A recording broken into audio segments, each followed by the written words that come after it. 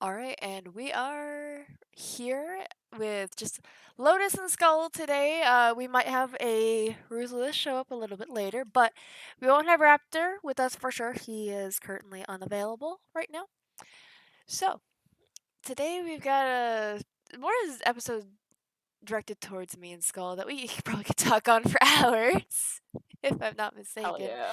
Yeah, it's what I thought. Um, It's basically we are both to a extent artists as the umbrella term artist. I'm more of a writer with like art on the side. And Skull, how would you define yourself?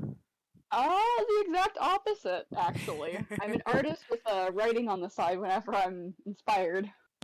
Uh, Opposites do attract, right? Yep.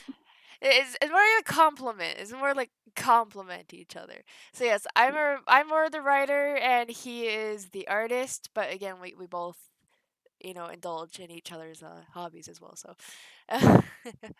but we're not gonna we are gonna show off some art today from both sides. But this is gonna be more about the writing processes that we both have, as well as sharing like how we came to the stories that we were writing and the characters within it as well. As we're gonna get into like some of the designs and whatnot, but in regards to writing, why don't we start off with this, Skull? Let me ask you, how did you get into writing? Um, this is gonna be kind of embarrassing, at least for me, just because I don't like looking back to my middle school days and being the cringy 12-year-old I was. I mean, But, who does? Let's be fair. my first piece of writing was a Super Smash Brothers fanfiction that I have been trying and trying to get to a point where it's coherent. I started writing it just for fun to write it, and also because like self-shipping with certain character. As all But 12-year-olds do. yeah, and like at first I wasn't really doing it at first just for views. It was more I was just writing and sharing it on Wattpad where my friends could read it as well. Okay. And from there, people started reading it, and I found out that people didn't mind my writing, even if it was shitty. Um, since then, I've kind of evolved from shitty fan fiction to more so writing poetry and an original story that I will share a little bit about today. Okay. It's a pretty solid start. I mean, I feel like everyone starts usually in fan fiction somewhere somehow along that way. I remember when I mentioned that. Yeah, to my other classmates when I was getting my master's that I had started in fan fiction. I was embarrassed to admit it. They're just like, "Oh no, don't be. We all started there, basically." So, no, yeah, we all started somewhere. I mean, I Yeah. pretty much started in a very similar spot where um I was I was okay. I'm just gonna say, I was a big fan of the Sonic the Hedgehog Archie published comics before the legal trouble started, and they had to basically reboot the series. Yeah, they had to reboot everything after the legal problems because the artist won essentially. So that meant like all of the stories and characters that he created, they couldn't use anymore. They like it belonged to him, not the company. Which Mm. usually it's obviously the other case around. It belongs to the company, not the artist. But they couldn't find the documents needed, so he won.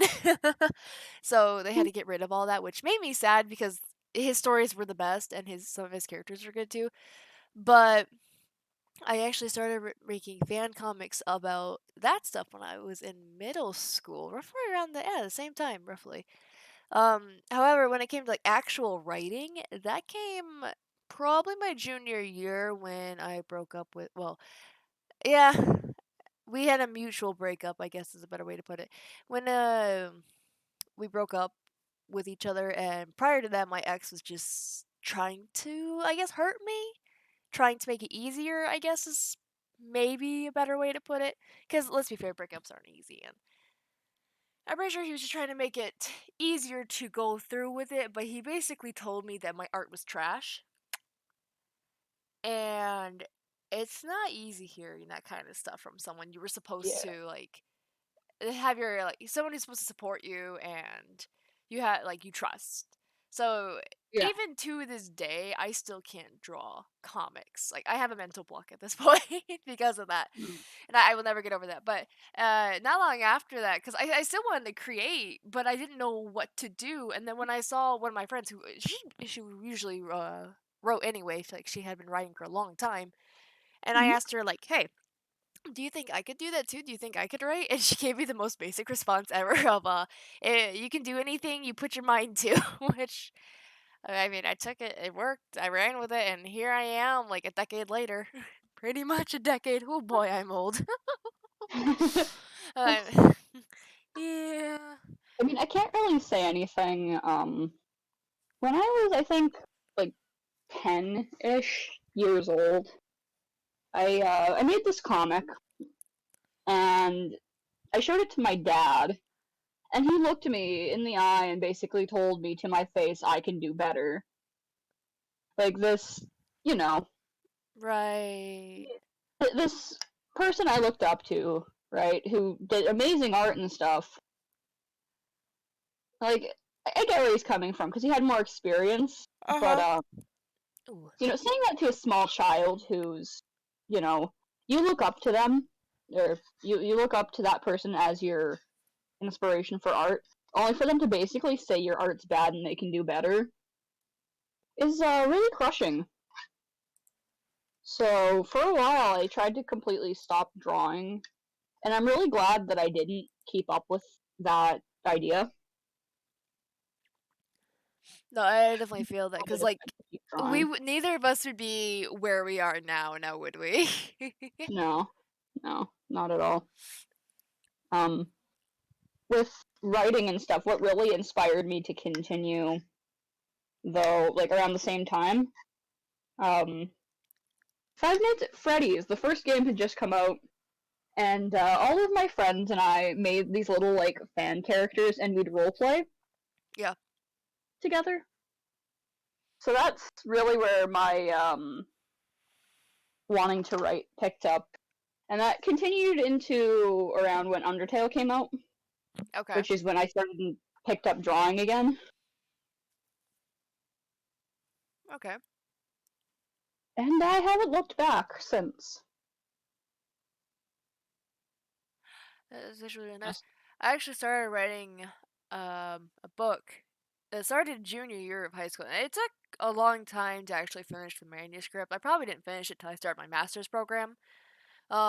But in that meantime, while I was writing the manuscript, I had gotten into like the fan fiction writing because I think that was also around the time Steven Universe was coming out too, in like hmm. the mid 2010s, right? Mid to late 2010s, roughly. Uh-huh. Yeah, so I very similar with the Five Nights at Freddy for you. I had made Steven Universe fan characters, Gemmasonas essentially, and would write fan fictions with those characters, more specifically just the characters themselves, not really interacting with the main cast. Though there were some exceptions to that, obviously, but for the most part, they kind of worked independently on their own, and it Makes sense. was from there that I would do more writing. Well, getting back into writing now, it was like a year or two's worth long of a writing block while I focused on D&D and being a DM and all that fun stuff. Hmm. But with that all said and done, why don't you tell me, Skull, what you are currently working on? Um, it's not something that's like really public yet, other than like my art posts on my Twitter of the main character. But my plans, hopefully, if I can find the time and motivation for it, The Forgottens is hopefully going to be a dual story and comic series. The friends that I'm working with on it, we might eventually try to get it set up as an audio drama, which is becoming a really popular storytelling medium now. But with the Forgottens, it's set up in, I want to say, technically an alternate Earth setting where there are all sorts of different types of magic and fantasy creatures and just it's a lot. The story mainly takes place in an unplaced city in the U.S. I say U.S. in quotes. It's heavily U.S. inspired with certain issues. Prior to like all of this, this was just setting that I chose early on. But think of like the Big Hero 6 type thing, where it's kind of like a mix of different um cities and cultures in different countries. So basically, it'd be just like any large city, like something Chicago, New York. I want to say maybe Toronto as well. Little bit of Toronto in there, yeah. Okay, because I know like Um, those kind of cities are more like melting pots. Like they're supposed to have a yeah, lot of that kind of cultural stuff and things like that. yeah. My There's knowledge. also architecture wise for a lot of it. Think of like Osaka or Tokyo, but with a really big fantasy twist. Like really big city, right? Okay. But super fantasy while also somehow being normal. Okay.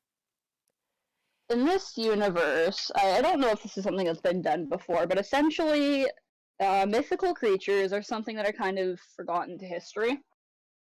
Hence the name of the project being the Forgottens. But while the population of people who can do magic or are mythical creatures or whatever, they're not really something that can be seen by like a regular human. It's not something that's registered as possible. It's not like a Percy Jackson thing where it's something that can be hidden, but it's hidden by magic. It's sort of just normal people don't have the physical ability to see any of this. And the areas that are the most heavily populated with these mythical creatures are typically seen as areas that are just like really unappealing to normal people. Um, while there are scenes and stuff outside of the main area, this being the west side of this city, what normal people see as what is supposed to be the crime capital of where they are, just worst possible place to be. While yes, a lot of crime and stuff is committed in this area, to mythical creatures and people who use the magic and whatnot, they can just be there and enjoy themselves. Sort of like Okay. a strange safe haven in a way for them. Okay. Yeah. Now I will say, with the what was it? How the humans couldn't really register like the magical creatures. That it's just something that their eyes couldn't register. It does remind me a little bit of a book called Legendborn. It's like the first in its series where there's magic and demons and things like that. Well, demons I say in quotes. I think they referred to something a little bit different in the actual book, but they were essentially demons because like you had your hellhounds and other things like that. But humans couldn't see these kind of threats. They weren't necessarily blocked by magic. It's just because like they couldn't perceive it because of like just because the nature of what these creatures were. But then Mm-hmm. the people who had magic were able to actually see them because you see the main Yeah. character who's basically been human all her life because things I'm not going to spoil here because the book is really good, but Hmm. she eventually is able to see these creatures that she's never seen before, and then she's freaking out because she's like, "What is going on? Why are these things here? What? I don't understand," kind of thing. So Oh that's what man, that kind of reminds me of. that's gonna be funny because I had a very similar sort of plot line with Delta, the main character, but with him it's not so much as like just not something that sort of developed so much as growing up his parents kind of sedated him with this uh drug essentially that just blocked everything.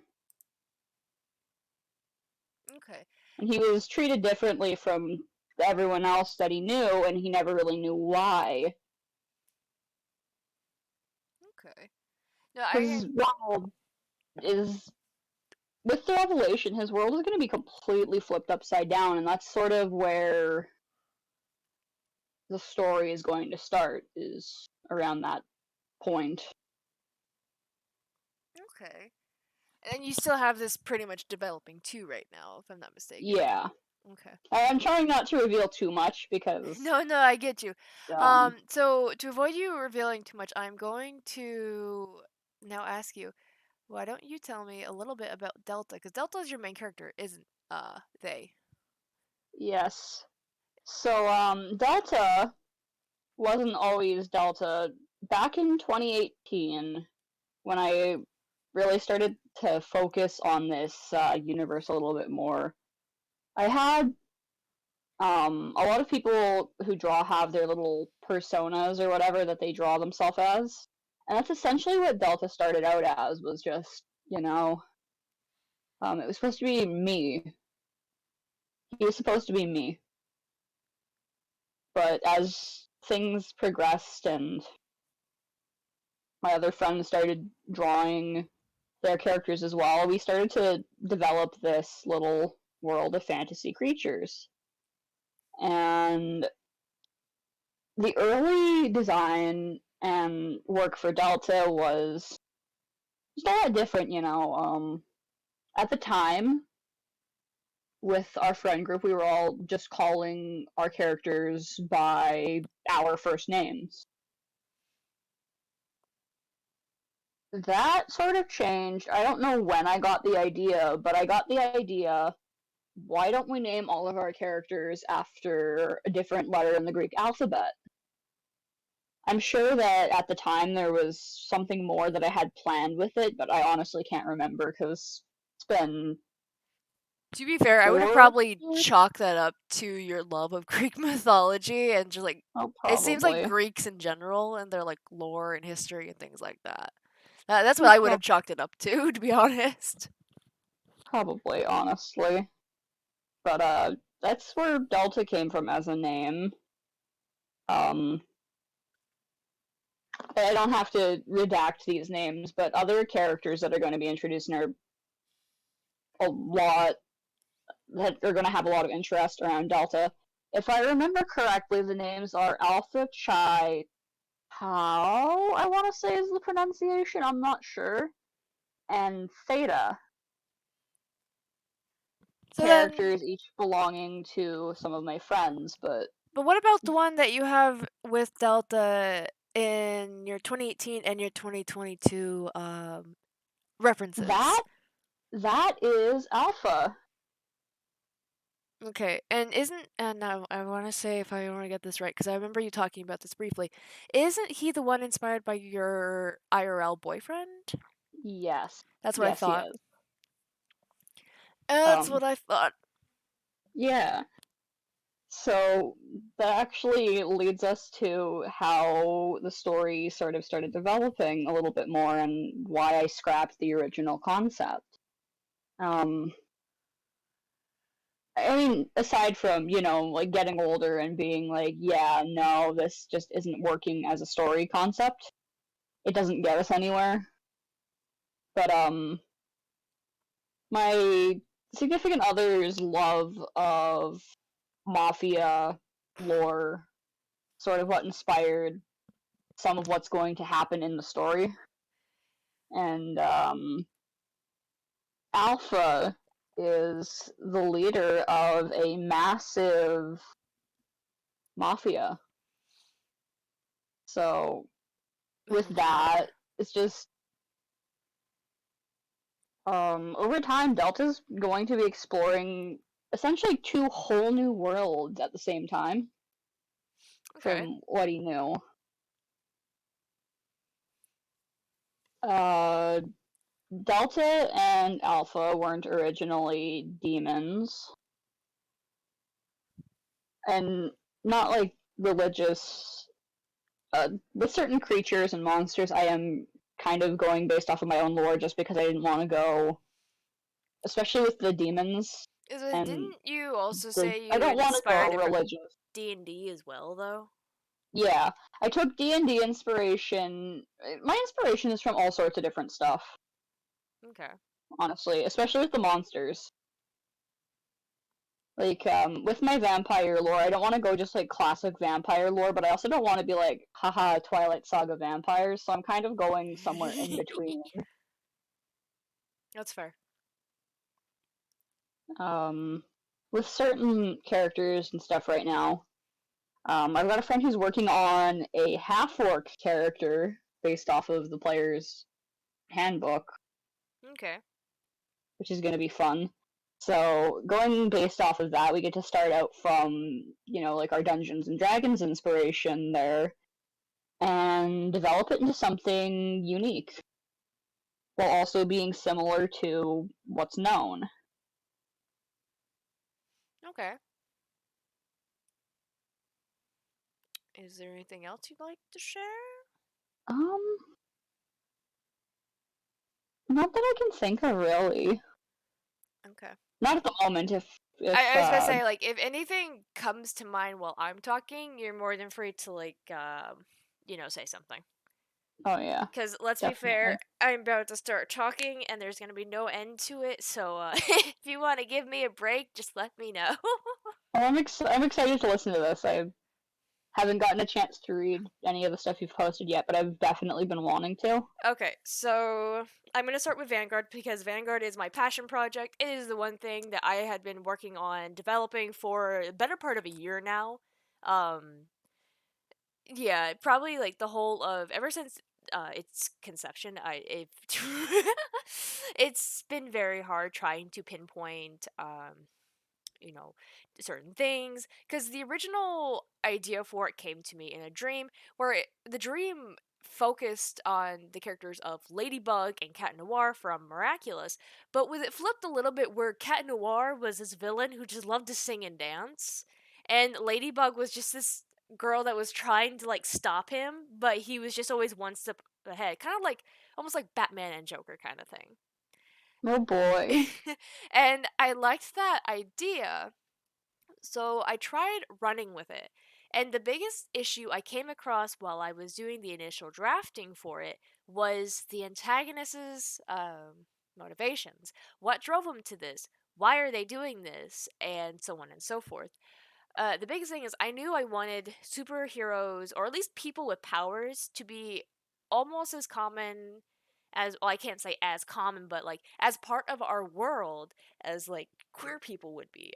People who are like trans or gay or bi, things along that. People who are in the LGBT, or like people of different races, like things that are just as part of our world as anything. Like it's just another type of, well, not really, another kind of person. That's a better word for it. Okay. But I wanted that to be like an integral part of the story. Like these are just almost as common as being like, you know, you know, basically not white or not American and things like that, or not straight. It's just another Yeah. way of, not really another way of life, but like you get it, another different way of being born. Yeah. Sparrow, Just she who you are. pretty much. Sparrow wasn't always called Sparrow. She was actually the second part to be created. Nightingale or Arthur was the first piece because without the antagonist, I didn't really have a good story because it hinged on both the antagonist and the protagonist. Well, or in my case, both of them are main characters. They're both the same thing to each other, more or less. But I had the biggest issue with Nightingale and getting him to where he is now. Because at first I was gonna do where he came from a very broken home and he was just kind of like spoiled but acting out kind of thing. But then I dropped that a little bit. He still comes from like a really kind of like a broken family in a sense, but one that he caused. Not intentionally, but he did end up causing. Cuz eventually with like the whole song thing, cuz originally my idea was like give him like something like Songbird from Marvel, cuz his original name was Songbird. But when I thought about that and looked at all her powers too, I'm just like, I don't know about all this. But then when I got to Hold on, I'm being called. I'm going to leave you here to talk to the others for a couple minutes. I'll be back. okay, but um, when it came time to like decide on his powers, I wanted him to want to sing. And from the singing came the idea of him being able to control and manipulate people through song, kind of making his powers a lot more sinister. Because the inspiration for where like how his powers are a little more dangerous is because when in like so like Dungeons and Dragons, you have spells that can put people under your control. However, you don't have absolute control completely. There's obviously certain things that will break the spell, such as like harm to the target. If you try to make the target harm themselves, like trying to get them to kill themselves, and things like that, it will break the spell. It's excuse me.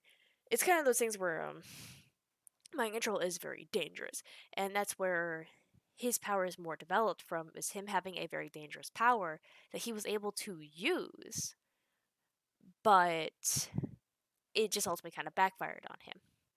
And from there, I was able to develop Sparrow. Sparrow actually comes from an old character I had made back in high school because I was in like a digital medium kind of class. It wasn't quite digital art because it was like 2013, 2014, something like that when I was taking the class. So like digital art wasn't quite what it is now. I mean, you still had your pieces out there that were phenomenal, but it was focusing on just like digital medium as a whole and not just what you would kind of expect from like digital art now, more or less. But she was a character that I had created. It was very, I guess you could say, one dimensional at the time, where she just wanted to do what was right. And that kind of carried over into the Sparrow that I have now still. But she did change a little bit in design, which I will get to in a little bit when I get more into the character's designs. But she went from this character that I had created so long ago, I never thought I would create. Her design did change greatly, and I wish I had an old image of that because I definitely took inspiration from the bird more directly when it came to the original character, but the birds do hold an importance in the characters themselves. Like I said, originally Arthur was going to be called Songbird as his villain name, but when I looked more into the type of songbirds that there are, I went with Nightingale because the bird itself symbolizes regret and sorrow and basically lament, which was his character. Basically, he's someone who does kind of focus on the past. He holds and bottles and things up. Whereas Sparrow is a bird that has so much to it. As a bird that is symbolizes community and strength and things along that degree. And that's also what helped develop Sparrow further. She became a friendly character who does indeed want to do what's right. She has a very strong moral compass compared to a lot of the people she does come across. And I do find that fun to write personally. Like just seeing this person with a very straightforward moral compass who know like we have to do what's right and this part is wrong. And just see how everyone else is like, yeah, but we can muddle it a little bit. You see have that with her and her power is flight as like bird, but later on she will come to develop super strength, very similar to what her mother does have, because sparrows do symbolize strength, which obviously can be many different strengths, but I did want to add that in as something that wasn't what I initially expected when I looked up sparrows, but I was quite happy to see. Um, but yeah, it was they were definitely sparrow was definitely easier than nightingale. Saying them by their names. But and then what came more was I wanted to show the story from both their perspectives, because we always like kind of see later on in the stories like where people get to and things like that. But I wanted to show from the start that this is both of their stories. It's not just one of their stories. Um, Arthur is seeing how he come here. He starts as a kid that is basically trapped in a situation he caused himself, but they're intentional or unintentional, basically. Um, and then just seeing Sparrow as the new girl, which I know that trope is tired and old, but it works with her in this state because I take this from my own life, which I've had some people point out that they can see this inspiration even if they don't know me, but they see a lot of Sparrow in me, especially when it came to writing of her where she comes from, because she is a small town girl, but it's along the lines of a one gas station, one main street, one grocery store kind of small town. Which I fun fact, I used to live in one of those towns. Mind you, it was when I was like a little kid, but then I ended up moving to a not big city, but a city nonetheless. It's definitely a small city. It's not like when you think of city, it's not like Chicago or New York or things like that. But it's definitely a change that. Oh boy! But Sparrow does come from that kind of small town, and the city that she does move to is very reminiscent of Chicago. I would have said New York before, and there are some things that are more reminiscent of New York with some of the things in there, but because I personally live closer to Chicago, so I can take a little more inspiration from what I see in Chicago and have tried. It's not always easy because I don't really live in Chicago, so it's a little hard sometimes just like getting the scape and the scope and like everything of like Chicago and what it is, because I've always ever just known it as like the loop, which is like central Chicago, where all the skyscrapers are and like all the big businesses and stuff like that are located, to my knowledge. But I wasn't aware of like every part of Chicago and like just how vast it was, because it's basically it's more than just a city, obviously. But then you have Arthur, who's lived in this kind of city all his life, and he's just dealing with things. So it was fun developing those characters, and they were the actually the only two characters I had fully developed at the time. I can be quite honest when I say that no other character was planned as well as Sparrow and Arthur were. Now, before I get into side characters and designs and everything, the basic plot and setting, obviously, like the setting is in a city. It's very contained to the city. I try my best not to like name drop things, or occasionally I'll give a name to things, but more often than not, I probably won't. But the story itself is just following. It's just a teen coming of age story to its core, because you have Arthur who's 17 and you have Sparrow who is 16, and both are dealing with what it's like being a teenager. It's emotions, irrational thoughts, and just drama. Just fucking drama. Because you have Sparrow who's trying to learn to adapt to living in a city, who what is very different. Because when you live in a small town like what she did and what I did, you come across the same people. They're all white, mostly straight, and those who aren't straight are usually deep in the closet most of the time. Obviously, I have met some exceptions to this rule.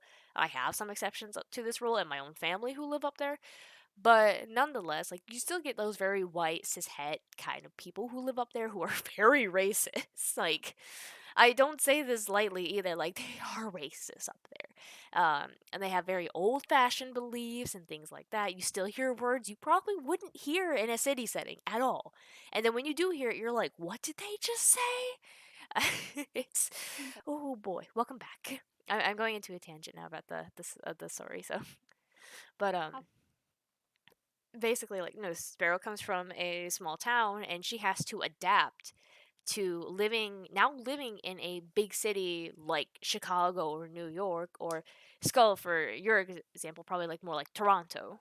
Or like it's just this massive city just full of many different people of like all sorts of races and cultures and things like that. So it's very different for her, and just trying to adjust is not the easiest. Um, and then Arthur is just trying to keep everything together while also not letting it out what kind of powers he has. It's it's fun to write, especially for the drama parts, because the drama I can get into a little bit later. But Skull, now that you're back, would you like to hear about the characters' designs?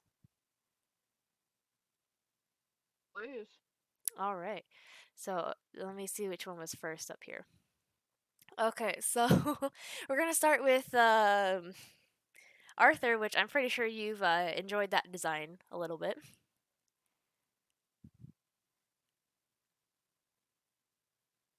Yes, no, maybe so. I plead the fifth.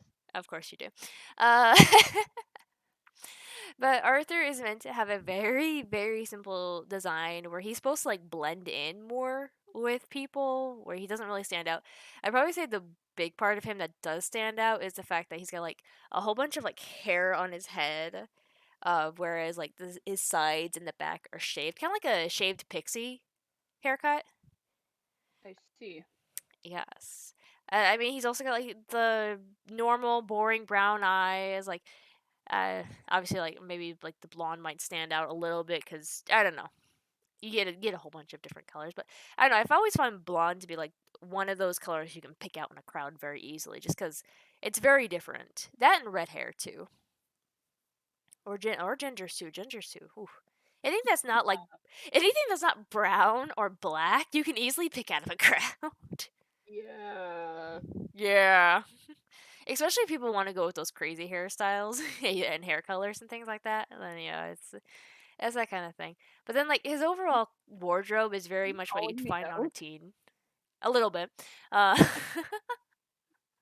but they don't know that. It's fine. But his overall wardrobe is very bland and simple. It's like basic t-shirts, jeans, and sneakers.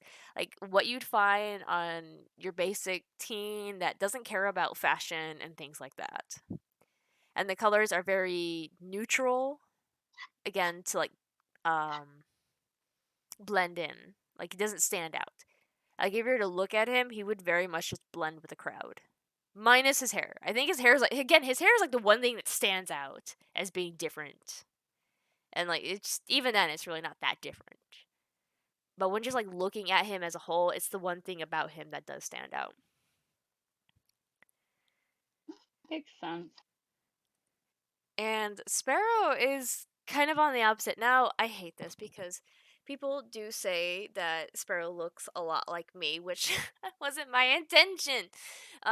Cuz she is a very athletic individual. She is someone who has spent her entire life in peak physical condition. She has always been the warrior, the fighter. She's been dedicated to her training to become a hero, basically. This is what her life has been leading up to. So she's very athletic, great stamina, endurance. Like she's very strong, which will develop even further in the story.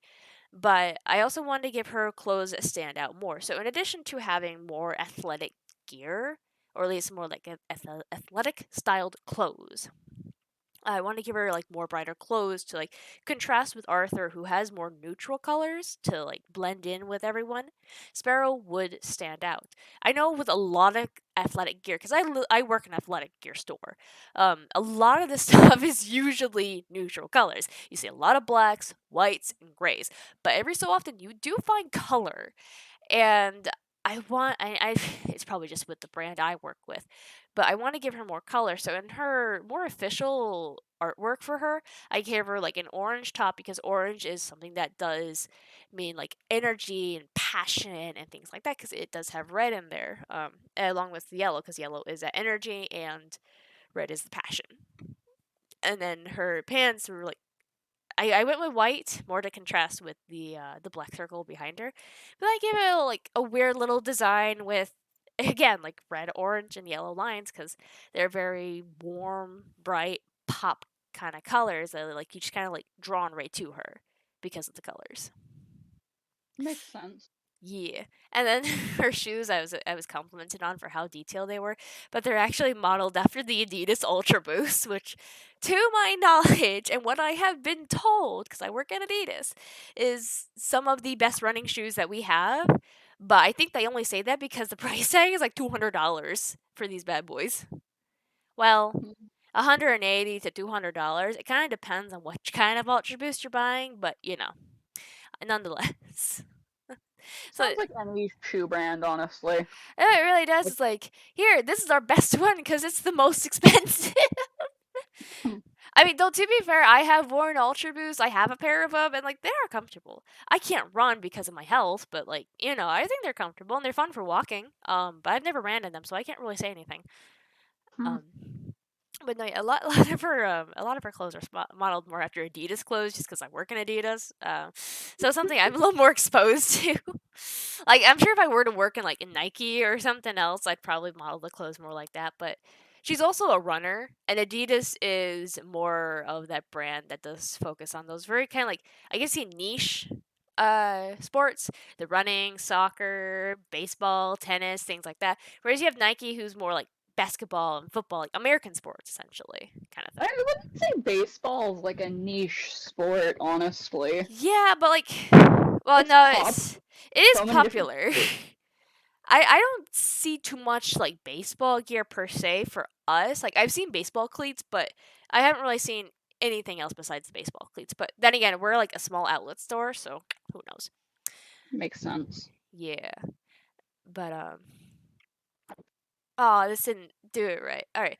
Well, I'm gonna have issues with some of these things later, but I'm sorry that it's sideways. I'm not going to fix it right now. I'm sorry, but uh, Just like slap a normal picture like the right way over in editing. maybe. Basically, this is Tori and Tori. So, Skull, you missed it earlier, but I said how Arthur and Sparrow were the only two that were fully developed when it comes to characters. And this is where I'm going to go into it because Tori was actually created on the spot while I was writing Arthur's first Wow. chapter. Yes, there's the DM improv right there coming into play, but Tori was thought of right there on the spot. I didn't really have a clear design for her when I was writing her, but I knew the kind of character I wanted her to be. I wanted her to be fun, loud, energetic, like that kind of like almost rebel teen you'd expect, but with all of it kind of being like a facade. More just her trying to get close to not really closer to her friend, but like just to make sure that her friend was doing okay because at the start of the year her friend was getting into trouble and she like he wasn't talking to her, so she's getting into trouble too just to like grill him, ask him like 20 questions and things like that. Like she's that kind of friend. Ah. She's like that kind of ride or die, which I love her. Which it goes even deeper because these two have been friends since childhood. They are basically brother and sister to each other, and Aw. yeah, and that's the one part of like the childhood friendships I love because you can either they're close enough to develop into like sibling relationship, or they keep enough distance where they can become like partners later. But I said I wanted to set up real quickly that these two would never actually be together. Not only because their bond does become more sibling than romantic, but also because Tori is a lesbian and Arthur is a gay man. Or Oh. yes. Actually, in the first chapter for Arthur's, for Nightingale, Tori does go into how she does feel like she's a little trapped in her relationship, but at the same time, like, she can't bring herself to leave. So, like, she knows enough that she feels trapped, but she doesn't want to leave. More because, like, she can't bring herself to, but also because there's something she's getting out of the relationship. It's not love, but she's getting, like, intimacy, essentially. Because let's be honest, these are all things we don't want to think about when it comes to teens, but teens are very what's the word I'm looking for? um Sex driven, I guess is the way to say. Horny. You got the Hormonal. hormones. Yeah, hormonal, and like some of it can be very you know. I think one of my Yeah. coworkers put it the best way, because we were kind of like talking. We were kind of like just casually talking about which porn sites were free or required you to pay. And the 19-year-olds just like Pornhub is free, and then one of like the 20-year-olds is like, "How do you know?" And the 19-year-old looks at him and he's like, "I'm 19 years old. What do you think?" Like that's the best response I ever heard. Like I give him credit for that one. But It's it's true though. I mean, I'd say from like the ages like 16, 17 to like probably your early 20s, you do have a lot of those hormones still raging. So oh yeah. oh yeah, it's like so that's kind of like what Tori comes from, and later on it was more developed for her that she grew up around like parents who were very open with their affection for each other, who always showed that they loved each other, and it's that kind of environment that just shows kids that it's okay to show that you are happy with each other. It's okay to show that you're in love with these Like displays. healthy Yeah, it's relation. very healthy. And so she grew Oh. up with that. But then it also started to manifest because of her sexuality, she started to feel a little isolated because she wasn't really finding that love with another woman that she wanted because most people can find her a little annoying with how she is. So Oh. she always had issue finding a partner and someone who would return that level of love that she sought, and she eventually ended up in an abusive relationship because of it, one that she can't Oh. break free from, one that she is semi aware of, but she can't break free from it. She will Oh later no. though. She will later though. Yay. Strong female character. Well, as so Kitty was quick to point out to me that with these kind of relationships, the person has to be fully aware of what's going on. Like she's semi aware at this point. Like she knows it's bad, but not enough to the point where she's going to break up. So she needs to be pushed a little bit to realize things aren't right here. It's that kind of thing, basically. Oh. Which I do agree because we'll get into another one of those later, which one of my favorites later. But no, yeah. So Tori is actually eventually going to become the love interest of Sparrow because Sparrow, one of her arcs is that she discovers that she is not straight like she had assumed all her life because when growing up in a small town, romance is weird. It really is. Oh, Oh definitely. yes. And I don't know how well you can relate, but Sparrow comes from a one main street, one gas station, one grocery store kind of small town. Um, pretty much, honestly. Pretty much. Okay. We're not like that small, but like it's basically that. Well, here's the Like thing. I sort of. used to be from one of those kind of towns, and it's a lot more awkward than you think. Oh, like holy crap. Yeah.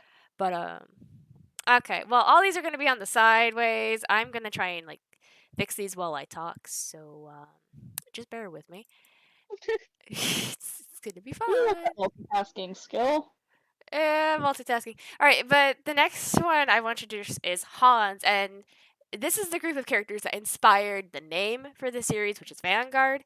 Something else also inspired that, but I'm going to get to that in a little bit. But Hans is unique. So he was not thought up on the spot per se. Well, kind of was, but the inspiration for him more came from when oh, it reset. So while I work on this, it's gonna reset. But the inspiration for him came in when I was watching a Hell of a Boss fan animation with Stolas and Blitz, and there's this really cute little thing where it was what was it called? I forget what it was called. Swing. I don't remember who the artist was, but it was basically like a barely a minute clip of Blitz dancing on these tables just so he was tall enough to like with Stolas. So he was like eye to eye with him. And it was just really cute watching Blitz go from table to table as he's like, you know, turning Stolas and everything. And like, it's just really cute. Aw. And in that moment, I had the idea of what if I had a character to kind of like complement, not really complement, like almost foil Arthur in that terms where you have like the singer and the dancer. And then Kitty also took it a step further and reminded me that birds do have like mating calls and dances that they do have with each other. So that's also why I started to go with the pairing of Hans and Arthur. Because originally I was gonna pair Arthur with John, but then I changed that up a little bit when I was further developing John, because I made him where he's going to be a romantic, but sexually attracted to guys, kind Ugh. of thing. So it wouldn't quite work out because Arthur is the opposite on that spectrum. He is asexual, but he is romantically attracted to men. So it doesn't exactly quite work out because just the way they are. Like Arthur would be more of a. I'm kind of going between sex positive or sex neutral with Arthur, though I'm leaning more towards sex neutral at this point. But John would be more of a romance adverse kind of person where he doesn't mind being around romance unless it's directed towards him because then he shuts down. And Hans is meant to be what later became more demi romantic, which Close, close emotional bond before yeah. romance. Yeah. And now we're gonna test something here. Um, but he was going to be pansexual. Okay, I don't know what's wrong with these things, but just just kind of deal with it a little bit. um, he's quite an interesting character, but he had like his powers aren't quite like Arthur's, but very similar. So Arthur has the ability to take control of the mind and take control of someone completely and basically without fail. So long as there's music accompanying Arthur's songs, he can take control of someone without fail, essentially. As long as they can hear him. There's obviously a fail, like if you can't hear the music or him, then it's gonna fail. But with Hans, his is through dance. So you have to first see him. But in addition to that, he can't take control of someone like Arthur can. He can suggest and mesmerize, but he can't control. So, um, kind of like charm person in a sense. Kind of like that. Obviously, like it does have that chance to fail, where like, say like the target doesn't quite take to it, or things like that, pretty much. Yeah. But that's pretty much his powers. Like it's meant to kind of contrast with Arthur because he became both a foil and almost the exact same as Arthur, but if their trauma manifested differently, essentially. Um, and Cool. with Hans, he didn't have that power to take control like Arthur did. So with him, he lost his mother at a young age. His mother died from a sickness. And his Oh no. father was quick to kind of turn on him whenever his powers started to emerge. And he started to hear like the whispers of suggestions from Hans when he would dance. And he would then be abused by his father, both mentally, emotionally, and physically. Oh It no. came to the point where his father did abandon him to the system. Um, the only difference with my world is that people with powers are supposed to be registered within an association that is governed by other people with powers. Because of they usually do this around the ages of 15 and 16, depending when they're ready to actually like be more adults, I guess you could say, when they actually come more into their teen years. But if they are in the case of Hans, where he is left to the system early, and his powers have been like have developed and emerged essentially, he is forced to register earlier. So he was within the association's system by the age of like 5 or 6 roughly. Oh no. It did get him a home faster because they prioritize these kids more because of the powers they have, because these powers can grow unstable if they are not properly harnessed and trained. So Hans was able to find a family, a pair of mothers who did raise him, because one of the mothers did have very similar powers to him, but with song instead of dance. And it was through them that he learned to control his powers. But one thing he Oh, does hold on to is the fact that he is a monster, at least when it comes to perceiving himself and his powers. Because the way he. oh.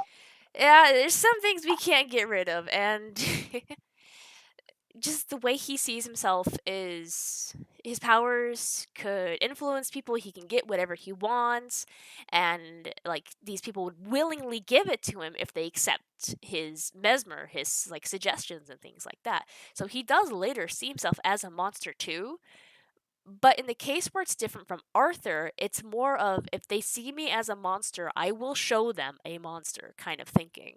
Because he Oh. also harnessed the very, like, an idea where do what makes you happy kind of thing. And that kind of mixed with if I'm a monster, I will show them a monster mentality to make a Oh. very unstable kind of person.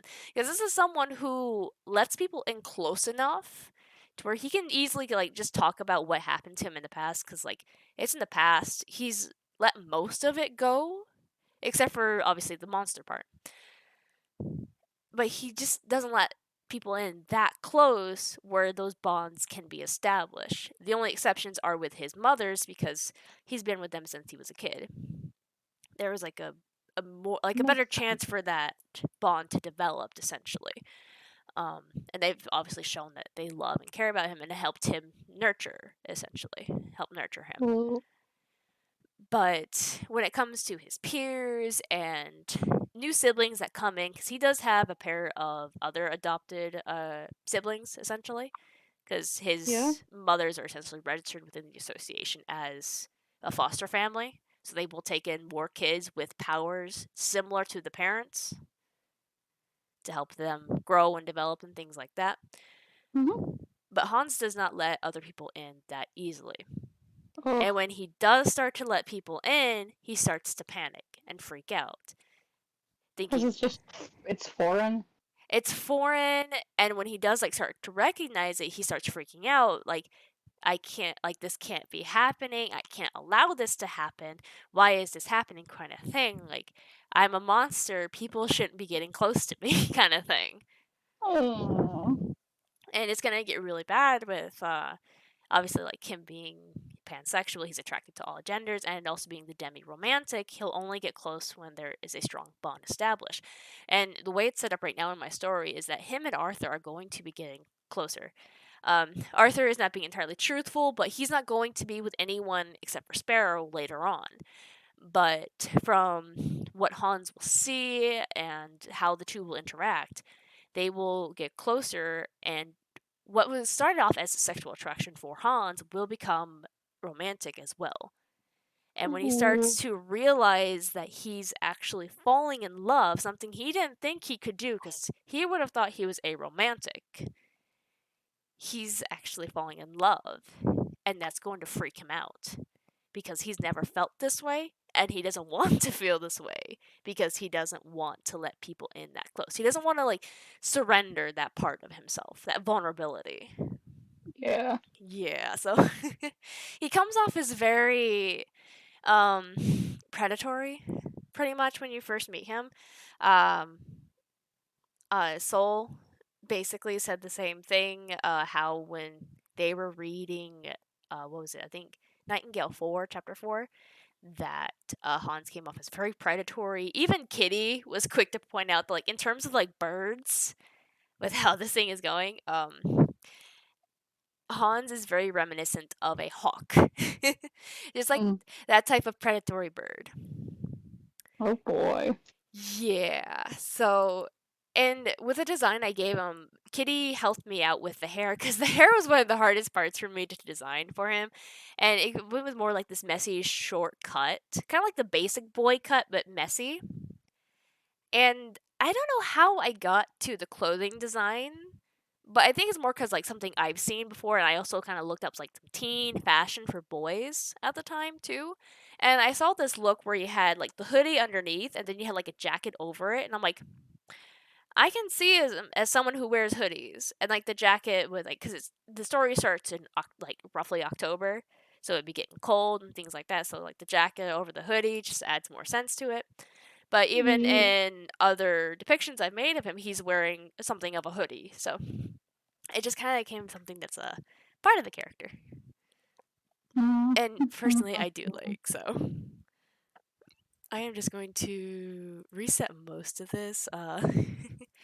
But I have to ask, what are your thoughts on Hans? Was that the one you were just talking about? I'm sorry, you say a Yes, lot of it names and I get was. confused. It was. Um, no comment. Why no comment?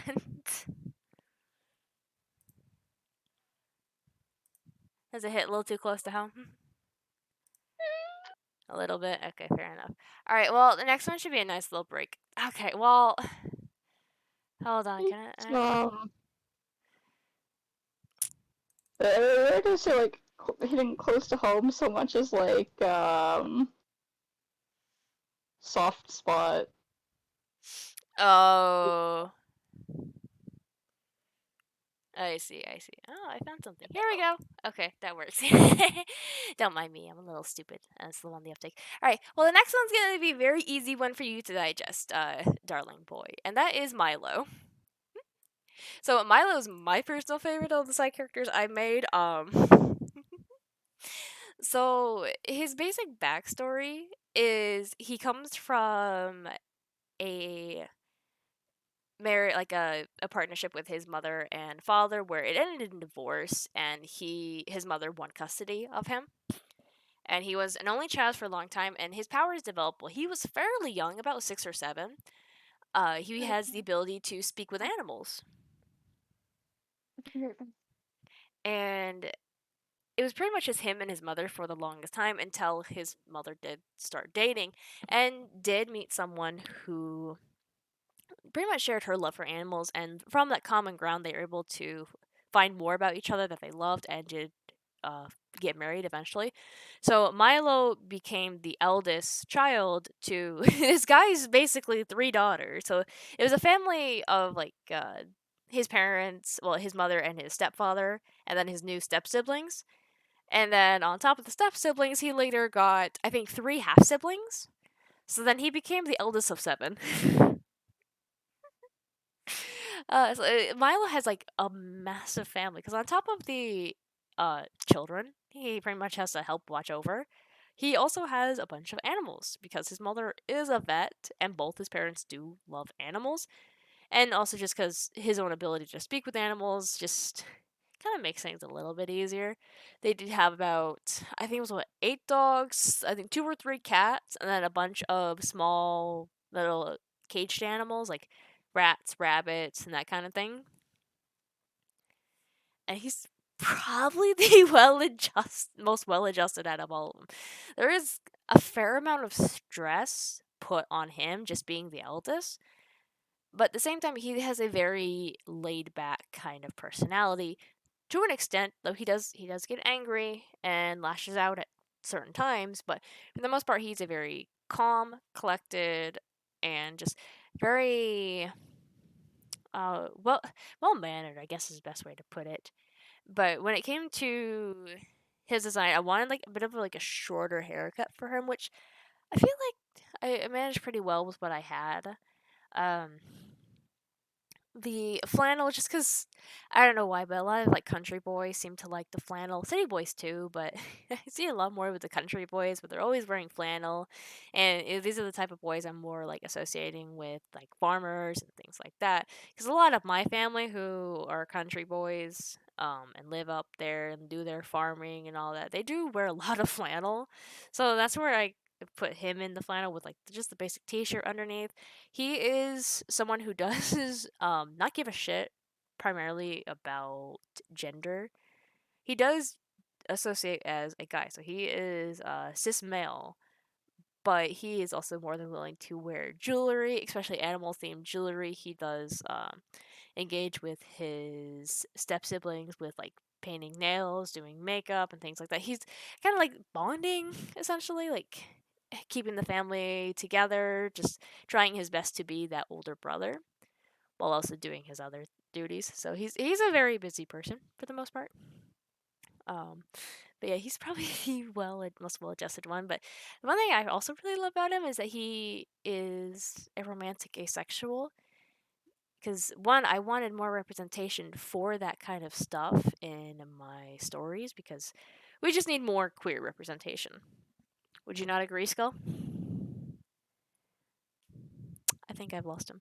Anyway, uh, so and the type he is more of a romance neutral aromantic, but I would put more on the sex positive asexual, especially since he's in something of a relationship with Kalanick, which I'll touch into briefly here because I do not have an image of Kalanick, but he is a tall, muscular boy because he is a boy who has super strength, like probably top tier super strength, and invincibility. And he's, I want to say roughly 7 feet tall. He's got big muscles.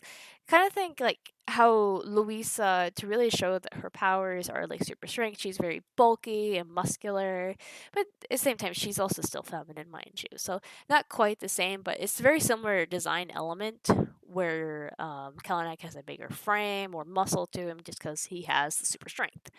Um, and his hair is probably I kind of wanted a hair. I wanted a character with long hair, and that was him.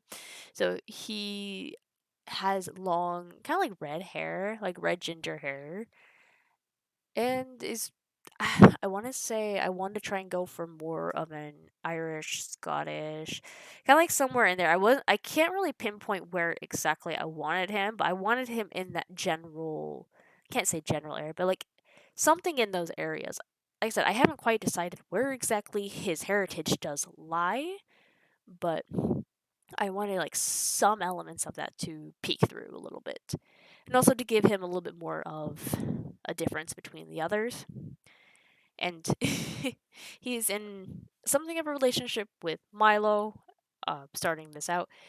And the type of relationship it is a queer platonic one that I also feel like there's not a lot of representation for, because it's something that mostly aromantic people will enter in with other people. It does obviously don't have to be aromantic to be in these kind of relationships, but it's largely aromantic people.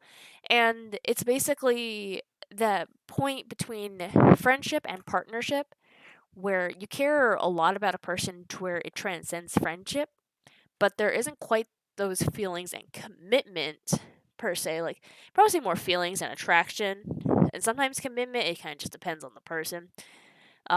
Where it just doesn't quite reach those levels of like partnership or having like a boyfriend slash girlfriend kind of thing. So it's like somewhere in the middle where you can still do all the things you would do with like you would with a partner, where you can like kiss and hug, be intimate with each other, and just like stuff like that. And that's personally why I like it, like them. But I'm also going to fix something while I'm here. But I do thoroughly enjoy Kalanick and Milo. They are definitely the more adjusted of the group. Everyone else is just a little unhinged. There's one other person I'd probably wager is a little more stable, but I'll get to her in a minute. I'm finishing up here. Oop. Yeah, no, we're just gonna do that. Okay. So, I this is it's just being difficult. The next one is probably one of my other favorite side characters I've created. This one went through quite a few changes. Her powers always had stayed the same. They were still the being able to manipulate not necessarily technology as it is, like not being able to manipulate the machines, but the systems and networks within it. Basically, kind of like oh, there's how's the best way to describe this?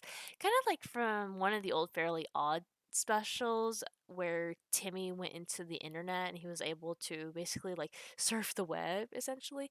It's very similar to that kind of concept where she can get from point A to point B from a like that kind of scale, but also being able to infiltrate and hack, kind of like Sombra from Overwatch, but being actually able to get into the systems. Are you back, Skull? Okay, welcome back. You missed my talk about Milo and Kalanak. I'll go back and wait, Kalanak? Yes. Like Something else, don't worry, it's not the same one. It's different. Well, that's where he was slightly inspired by. But I'm actually on Shakila now, and I hope I say that name right, but I'm not very good with names. But she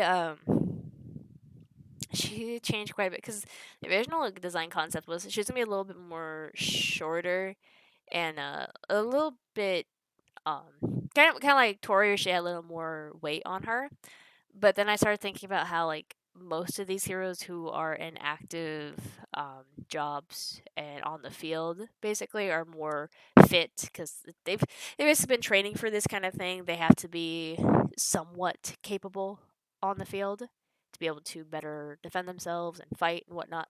So I did makes change. sense. Yeah, so like even though she's someone who is more behind the scenes at times, she does still can she can still take part in field activity, but more often than not, she's somewhere behind a computer or on a phone or something like that, communicating with the team.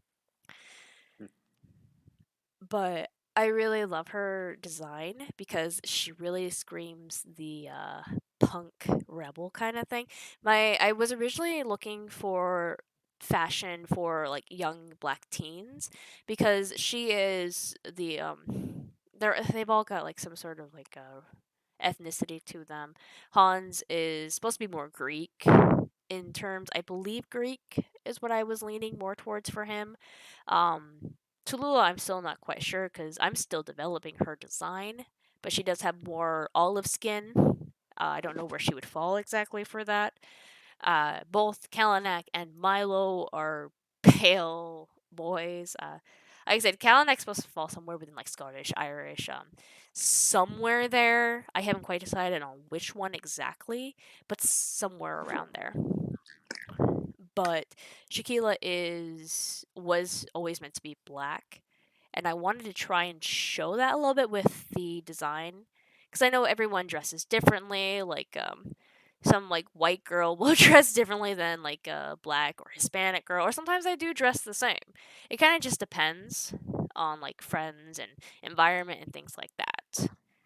But when I started looking at the design or like images, I guess best way the images for like young black teens and what they would actually wear, I didn't really like that for her design. So then I started to go more with a punk. Gave her like the leather jacket, the not quite a crop top, but like a midriff, guess you could say. And then you have like ripped jeans as well. And I know for her official design I've made, her shirt, from what it says emo, but it actually says demon. The D and the N are cut off by the jacket. And then behind her, there is an actual, like, kind of like demon. That's kind of like being broken apart, like, technology wise, when you look at it. It's got the little bits. Because she is. Each technomancer like her has a persona they take on. Kind of like their work persona. Like whenever you go online, you adopt like a different personality more often than not when you interact with other people. Whether it be like a completely different person or like the mask you wear falls away when you're online. It's very similar in concept, but with her, it's a it goes a little deeper why she chooses the form of a demon because her powers, very similar to her friends, developed while she was very young, when she was 5 years old. And mind you, these people grew up more in the age of when technology was more emerging, not really emerging, but like becoming more. basically growing up in like the 2010s, Mm. because where it is in the story, it starts like probably was like 2022 for us, pretty much. So they pretty much would have grown up in the 2010s while technology was getting far more advanced and better and better developed and things like that. So they would have had time to grow with these systems and become stronger than their predecessors, essentially. But with her powers developing early, she was still pretty much left to her mother to be raised because her father was the one with the powers. And more often than not, within technomancers, like their little kind of like a group, it's the parent without the powers that takes care of the child, while the one with the powers, is pretty much left to do the work because their work is seen as very vital to the Heroes Association because of just what they can do. And Shaquila's mother was not the nicest to her. There was a lot of like, I wouldn't say physical abuse, but there was emotional and mental abuse. And it got to the point where once her powers had emerged and she realized what she could do with it, she built a case against her mother, submitted it to the police, and basically had her mother taken away. Huh. So, and when she thought people would be proud of her for getting rid of what she thought it was a piece of scum because of how her mother treated her, everyone looked down on her for like, how could you do that to your mother? She's supposed to be the person who raises you, like that kind of thing. And then her own father even had that kind of viewpoint as well. Like you just got rid of your mother, the like one and only you'll ever have. She was the one who's gonna raise you, like that kind of thing. Like her father wasn't there for her basically, and essentially never had her back with a lot of things. Was always looking down on her, and the most that he did for her was put a roof over her head and gave her the bare training that she needed. Mm. There wasn't much there when it comes to like like parents. She was pretty much left to her own devices. And in that time, she, childhood curiosity, you're gonna dive into things you're not supposed to. So she started to like learning about her powers and getting more familiar with them. And as she saw these parts of the internet and people that they try to hide, it became more of a mission for her later on in life when she started to fully like better understand these things. So when she actually did take on her persona as a technomancer for the first time, it manifested as a demon that would hunt out the sinners and drag them to hell with her, kind of thing. Kind of like Mm. like one of those type of vigilantes. I see. Interesting. Thank you. I do I can definitely, enjoy. Go I ahead. can see like one light skit just shows like, oh yeah, she's going deep in there, and then sees like one cursed shit, and just like, okay, I want to purge my eyes. Not quite like that. I mean, seeing more like people who like happily share like the stories of them cheating or sharing like, oh, I did this, or people who are up to like fraud and things like that. Seeing that kind of stuff and Ah, her wanting to like purge more people, or seeing stories a lot like hers where like they had abusive partners or mothers, fathers, siblings, that kind of thing, and her wanting to work to basically get rid of them, to hmm, show like expose them essentially, I see. which it worked. It definitely worked in the end, because like because where she is right now in the story is that she's got this name developed for herself, where she is indeed this thing. She is demon. She is amongst the higher ranks in the technomancers, um just below where like the adults would sit for like the American branch, essentially, because there's different branches here. But for what is the American branch, she is amongst the experts, along with a few others. And something I thought was fun, I recently did this in one of the chapters I finished drafting, where each of these technomancers have their own kind of like security system that they fully develop. And it's almost like going through a game for them.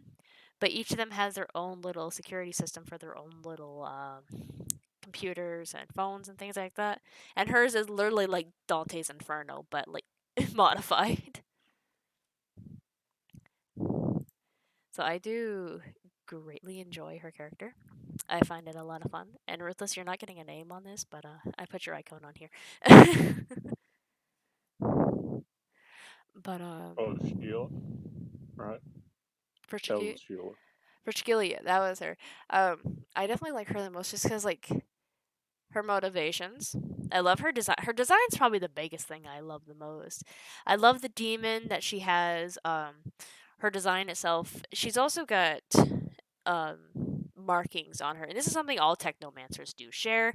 And it's what really sets them apart from other people is that they will have these markings develop. It will start on the top of their head, and the more that they become, the more stronger they get, the more like one with technology, I guess is the way you can put it, that they become. These markings spread from the back of their head and go all the way to like they travel the length of the body.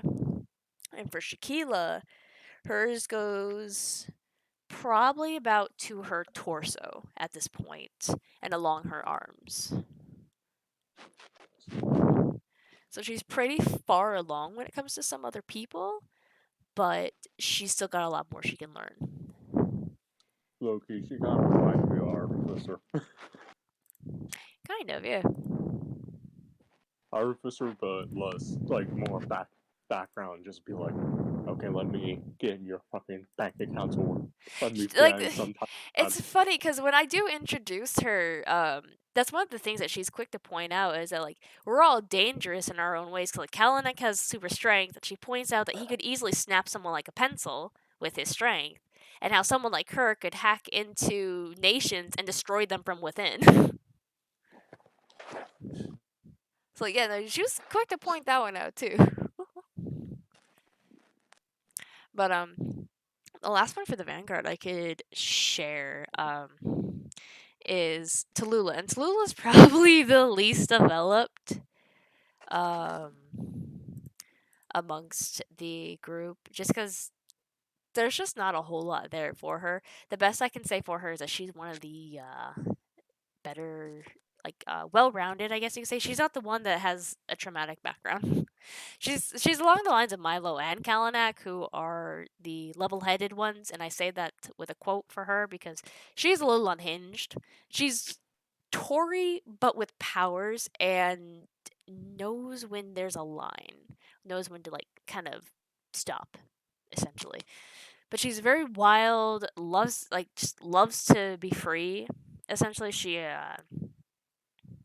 has the ability to manipulate plants, very similar to poison ivy. Oh no. It's almost like it, but like just being born with the powers instead of like I don't remember what poison ivy story is or what version of the story they keep telling. But Pretty much a lab experiment. okay, that's what I thought. I remember it was like some sort of like experiment gone wrong. And I really hope there's none of the weird. Oh yeah, she uses some weird attractive pheromone to attract you. Like that has always been weird, and that was like the unsettling part. Well, don't worry. Of I can promise you that that's not the case here. Tallulah just has the uh, ability to manipulate plants, make them grow faster, or things like that. Like, but she has to have nature existing there for her to manipulate. She can't just grow things from nothing, essentially. so she can pretty much just pull out like a bag of seeds and be like, "Yeah, Pretty much. let's fuck you Though up." it's more, I can't really say seeds, but for more, I guess for more effective things, like she has vines in her design. She's got like a little crown of vines kind of going into her hair, and then she's got a little necklace of vines. These are some of the things that she uses immediately for like quick getting around and things like that. But with me kind of shifting the city's design to be a little more like Chicago than New York, because New York is a concrete jungle, whereas Chicago has a lot more greenery for a city. Um, it makes her power a little more viable within a city setting. But one thing I did add in recently to her powers that could add as like a hindrance, obviously, because not all powers are going to be rosy, is that during the winter time, she's actually in hibernation for Hmm. basically the duration of the winter months. Whenever there's snow on the ground, she essentially enters the hibernation. But she does this usually at the end of October and beginning of November, when hibernation hits. And when she's in this mode, her body doesn't completely shut down, but she'll basically be in a several month long sleep, not waking up till about the end of March. So she basically spends the last bits of fall and then all of winter basically sleeping. Kind of thing. Like, she doesn't come out until spring. And that's kind of where she is, and where I'm writing right now is that she has entered her hibernation. So she won't be in a fair amount of the stories coming up after this, at least for Sparrow's side, because she was more prevalent. Not really prevalent, like, she showed up more in Sparrow's side of the story.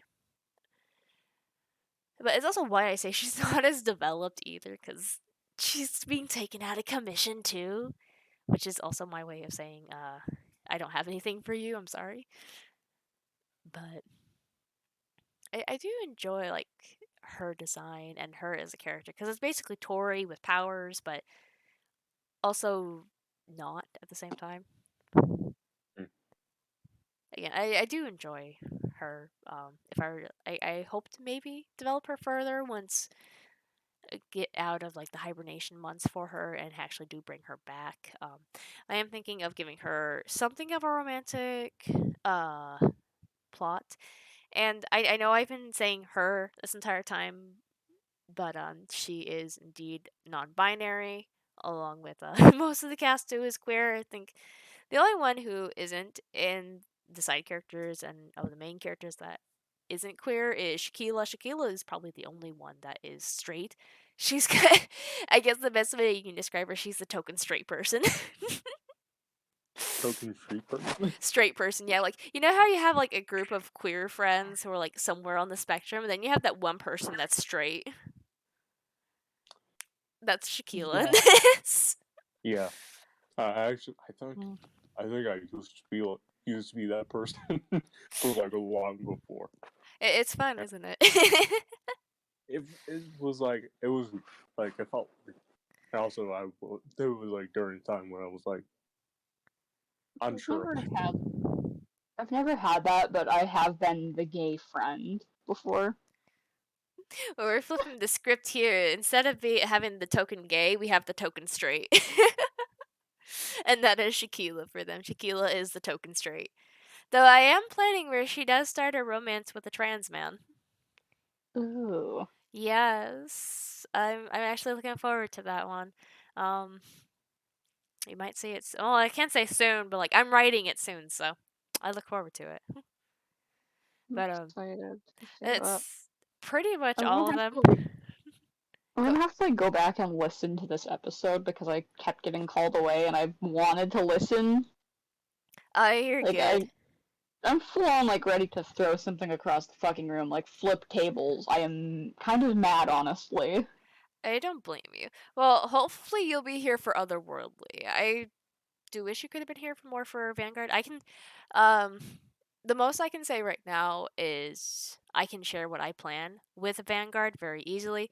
Um, I do have many things due coming up. Obviously, I've up to chapter 4. Chapter 5 won't be coming out this weekend, but it'll be coming out next weekend, where we do see Nightingale where Arthur does become Nightingale for the first time, and you see Sparrow not really taking on Nightingale, but, like, being there to witness him for the first time, essentially. Um, Ooh. I enjoyed it because, okay, look, to be fair, I had to write a whole song for Nightingale, for his whole kind of like his let it go moment, essentially, where he's, like, free but not free kind of song. I see. That's why I say it's his let it go song, because much like Elsa, like, she was free, but at the same time she wasn't. So yeah. um, and then with Sparrow, she is currently dealing with essentially Tori's girlfriend, because the type of person that Claire is the type of woman who is very, I wouldn't say insecure, but has massive jealousy issues and kind of falls into that I don't know what you'd call it for a girl, but the nice guy kind of thing, where they feel Ooh. entitled to someone and everything about them. So she is the type of girlfriend who is trying to cut Tori off from all her friends and be the center of Tori's world. That kind I of kind abusive thing. I kind of have a feeling that it probably, like, if we've got, like, quote unquote nice guy, it's probably like the quote, like the nice in quotes and then girl for, because, you Probably. know, Yeah, I imagine I it'd be call it. like the same. Similar. I or, don't. Yeah. I guess there's, like, the term that some people would say, but I mean, it's not, like, necessarily descriptive, but a lot of people, at least people I know, would be like, she's just a bitch. Well, yes, that's another way for that. That's the way Arthur puts it. He puts it very simply that she's a fucking bitch. But Sparrow is dealing with that, and she's actually having Shaquilla help her deal with the bullies. Like Shaquilla, they both have a feeling. Both Shaquilla and Sparrow have a feeling that it is Claire doing this. Um, I am going to be starting like a Vanguard collection stories where it's going to be the members of the Vanguard itself, not Sparrow and Arthur, where it shows some of their adventures. And it's starting with Shaquilla when she infiltrates Tori's phone and finds another technomancer that takes on the appearance of a fairy. And that starting Shaquilla's kind of like side, not really side, it's like her side story of helping Sparrow out, which will then lead more into like just her growing as a character too, like with other things, because helping Sparrow will lead to other things. And amongst that is the again like the introduction to the trans man character, Gladiator essentially is what he is called, but he is in the Ooh. same tier as Shaquilla, or as Demon, essentially, where they are both experts in the American branch of the Association for Technomancers, because it's Demon, King, Fee or Phi, however you want to say it, Gladiator, and Iris. Demon, Iris, and Phi, or Fee. Again, either one. Those are However you it will be the canon pronunciation. I mean, it could be either way because it's supposed to be like the Phi from sci-fi because that's her whole aesthetic is very futuristic. But Well, there you go. There's your pronunciation although fee. the reason why I say Phi is because in Skyward Sword when it came to the spirit in the sword, I always called her Phi, and I don't know if it was supposed to be Phi or Phi, but I called her Phi. I'm pretty sure everyone called her fee. Okay, well that's what like I default to Phi when I see it, but it's supposed to be like Phi, but like it can be either one. But Yeah, this is like the back and forth of is it pronounced Aki or Aki? it's both. But those three are the ones that are a close knit. King and Gladiator came in later, but they're not gonna get as much screen time, obviously. But I am gonna like still develop them because you have Demon, Shaquilla, who is part of the team. Iris is very similar to John in terms of situation because both are gay men. Both are kind of like stifled at home. They're not allowed to be who they actually are. They have to be like they have to pretend to be straight, essentially, and that kind of thing. Like if they dare like slip up and say that they are this, then they'll basically be kicked out. That kind of home for Mm. not developing a healthy relationship with kids and with themselves. But Iris is his persona where he does indulge in who he actually is. I actually have considered his design. It's more like taking a little bit of inspiration from like some Greek, like very romanticized Greek designs where it's like the toga and everything and it's rainbow colored. He's got the long rainbow hair and everything. Just going a little nuts with it almost. Just because, like, again, he can't have that in his normal life. So this is his way of achieving it in some way or form. And then Phi is basically her persona is that of like I want to say more of a cyborg or a robot. I'm still going back and forth between the two, what design I want her to have for her persona. But in real life, she is someone who is disabled.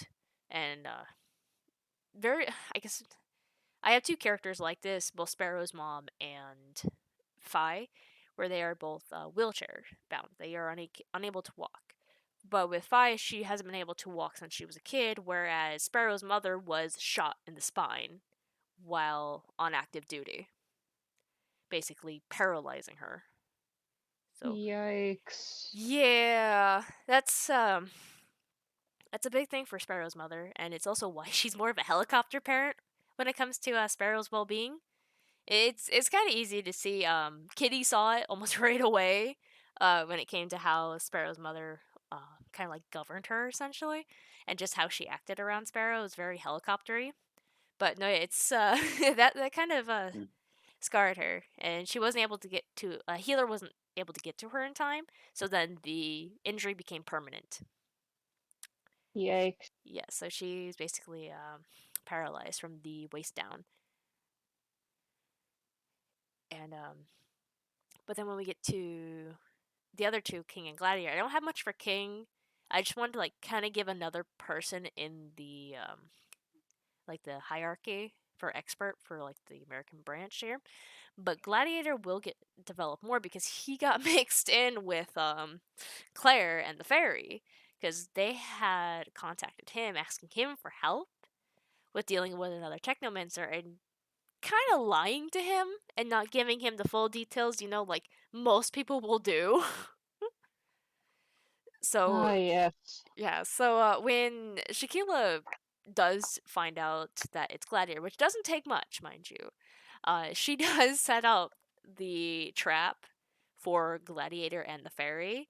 So basically, they'll go through a modified version of her own security system, which is her own Inferno, like her version of Dante's Inferno. But then when they get to the bottom, that's when they're going to enter the real system because they'll be pulled in through, be transported between phones essentially, and they'll be landed right in the middle of the actual inferno where it's very dangerous because Shaquila's whole thing is that she is an excellent hacker and she is able to get your secrets whether you want her to or not. Ooh. And her whole inferno is built on that. So what it starts out as is that you land in this fiery pit surrounded by lava and brimstone on your back face up. And as you're kind of like adjusting to the environment, you see a shadow of a demon look over you with red piercing eyes and then they just smile with this red toothy grin before they vanish. And then Oh as you boy. go through the like circles of hell, it's basically you confronting your inner demons the entire way down. Sounds like absolute hell. it is absolute hell. I'm gonna feel a little bad for Gladiator because for the lust ring, because again, lust does not just have to be about sexual desire. It can be about anything you want so unabashedly and passionately for. Kind of like going into the whole conspiracy theory about how the SpongeBob characters were modeled after the seven deadly sins and how SpongeBob is lust and how it's just because he's over passionate about a lot of things. Or like even with the actual seven deadly sins anime, you have what is it Gunther? I think no wait. Gother, that's what it is. I get those two mixed up. Gother. Gother. Like how Gother is the sin of lust. And it's just because he wants so badly to understand what emotions and humanity and things like that are like. With Gladiator, what he wants most of all is just acceptance. Very similar to Iris. He just wants to be accepted for who he is. But he can't because he's one, a technomancer. And two, like their powers are fairly new in quotes um, and a little bit more on the rarer side. They're not completely rare, but they are rare.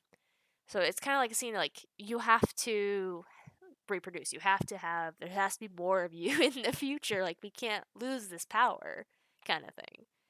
Oh boy. Yeah. So any technomancers that are seen as queer do have to stifle it because of what is expected of them. Makes sense. Yeah. It's sad, but it makes sense. It's sad. That's why a lot of them use their personas for like work and everything as their escape. Gladiator takes on the form of a man as like a warrior from like more Roman times. And then you have Iris, obviously, who does take on like a more flamboyant personality. Still, obviously, appearing as a man, but he's just more, I guess, almost like a stereotypical gay man. What you Oh think? boy. But it's just because, like, he can't really be himself. He can't just be that flashy and flamboyant like he wants to, so he just goes over the top. It's kind of like in the same vein as what happens with Arthur. Once Arthur experiences that taste of freedom, he goes over the top and just indulges to a very unhealthy, almost a very unhealthy kind of way. Um, it's very similar with Iris. Like he kind of goes a little too far where he does come off as a little stereotypical, but it's just because he's not able to be himself in his normal life. Makes sense. Yeah, Hello, Felix. but then we Okay. get all that with Visit. Shaquila's side story. Obviously, I'm gonna go into Hans as well, where it's gonna be more of like a mental and emotional roller coaster for him as he does get closer to Arthur. Oh. Which I'm gonna use now. I might default to you guys again for asking about this kind of stuff because it's not stuff I can easily understand myself, but I'll be going into soon the winter months essentially, and Kitty did suggest, because I had mentioned this to her, about putting the hero stuff on the side because one, winter, two, snow, and three, like it'd be very easy to find out which way Nightingale went with snow. And I'm thinking, because she did agree with me on this, that I put it aside and focus more on growing relationships and things like that. Which I do agree with her, because that's kind of also the point here is these growing relationships with these people as well. It will give time for Shaquila and her story with Gladiator. Um, it will give time for Claire to be exposed for the bitch that she truly and is. Which, I mean, to be fair, it's easy to see from what I've written already. But Tori will finally realize that. One of those things where like we can see it, but the character doesn't right away. Kind of, yeah. Because, like, again, Tori is aware that it's not exactly the best relationship, but because she's not willing to break up with the only girlfriend she's had, and because she's getting basically physical gratification out of it, even though it's, again, not healthy, she's not willing to fully give it up, essentially. Because, again, teenager, hormones, bad decisions. Yeah. Yeah. So Codependency is kind of what I'm reading out of this. Unhealthy codependency. it very much is. It very much is. Um I have been debating with Sparrow of giving her a love interest before Tori. Um I'm still debating on that though. I'm just like, I don't know. Should I? Cuz I don't want to create a love triangle kind of thing, but then again like it's high school.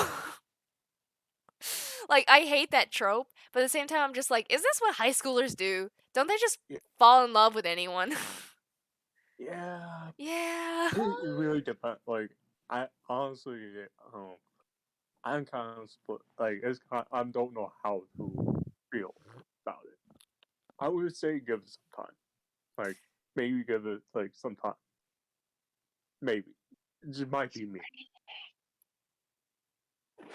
Well, because here's the thing, I just don't want to jump right in for doing like Sparrow and Tori's relationship because one, that's never a good look. Even in high school, for you to like break up with your ex and then start dating someone else within an X amount of time, and I Yeah, almost want Sparrow to explore that she is not might that she is gay before Tori. Because I feel like she should be a little more confident in her sexuality before she goes into her relationship with Tori. Because that's I'm kind of like. tempted. Go ahead. I can see it. I can see it. Okay. Because, I mean, it doesn't have to be like a big thing, even. well, that's what I was kind of like thinking, like a little something, not really on the side, but like just her coming to realize that she does like girls, but maybe that she doesn't quite like this one or something like that. Or maybe it does become like not really a big thing, but like they do date for a little bit, but then they break up. I mean, you could do like something like that. You could do something even as simple as like, I know a lot of high schools do like a winter dance or whatever. Like, you could easily have someone like ask her out as starting point. I, Or even like something as simple as like asking about a dance and you're like, whoa, like I say I don't um think my high school had a winter dance. So like I'm not fully familiar with a lot of the dances and things that can pop up. I know there's homecoming, which I know a lot of films try to make this big thing, but like my high school, it was a little dance in the cafeteria. That's all our homecoming dance Yeah, was. that was mine. That was my high school also. Yeah, like it's not this big thing. It's something so small and so insignificant that I really did not give a crap about when I was in high school. I went once, hated it, never went again. you know what's funny? The high school I went to, we had one school dance. It was like before COVID, it was one school dance. Then it was like the first school dance they'd had, essentially. This was a high school that's been open since some of the teachers that are teaching there now were going to school there. Okay. So like at least 30 years this high school's been open. And never had a school dance. So Give it like I've, time. I've never seen the big deal with like the whole like big high school dances. But I never did either because they were just like little things that took part in the cafeteria, and I think you still had like to pay to get into. So yeah. yeah, Mine wasn't. I know prom was like that for us. Like you had to pay to get into prom. Like I do have later down the line like a prom, chapter, set up, a junior prom one at that. But I do have Is something it for that. is it the high school prom, like a high school prom, or not truly prom, but it's like a like middle school prom? Yeah, that was a thing, especially for my middle school. Oh I no, honestly, for our middle school we didn't have a prom. We definitely did for high school where it wasn't at the school. It was at some other place. Junior year, I don't remember where it was at. It was like some sort of banquet hall. But then senior year for us, I remember we were at the Blue Chip Casino for our prom. In one of their like little concert halls or banquet halls or something along those lines. But we were there, and you'd have to pay like $50 or so to get in. You'd see everyone in the prom gowns and tuxes, all the corsages, and people rolling up yeah, in limousines. Yeah, yes. you got me like completely lost. This is something that I don't think has even like at least not that I know of like in the province I live in. I have never once heard someone from this province uh ever say anything of the like with the whole like big high school dances or whatever. So that's the only big one I know of is prom, obviously, because like it's prom.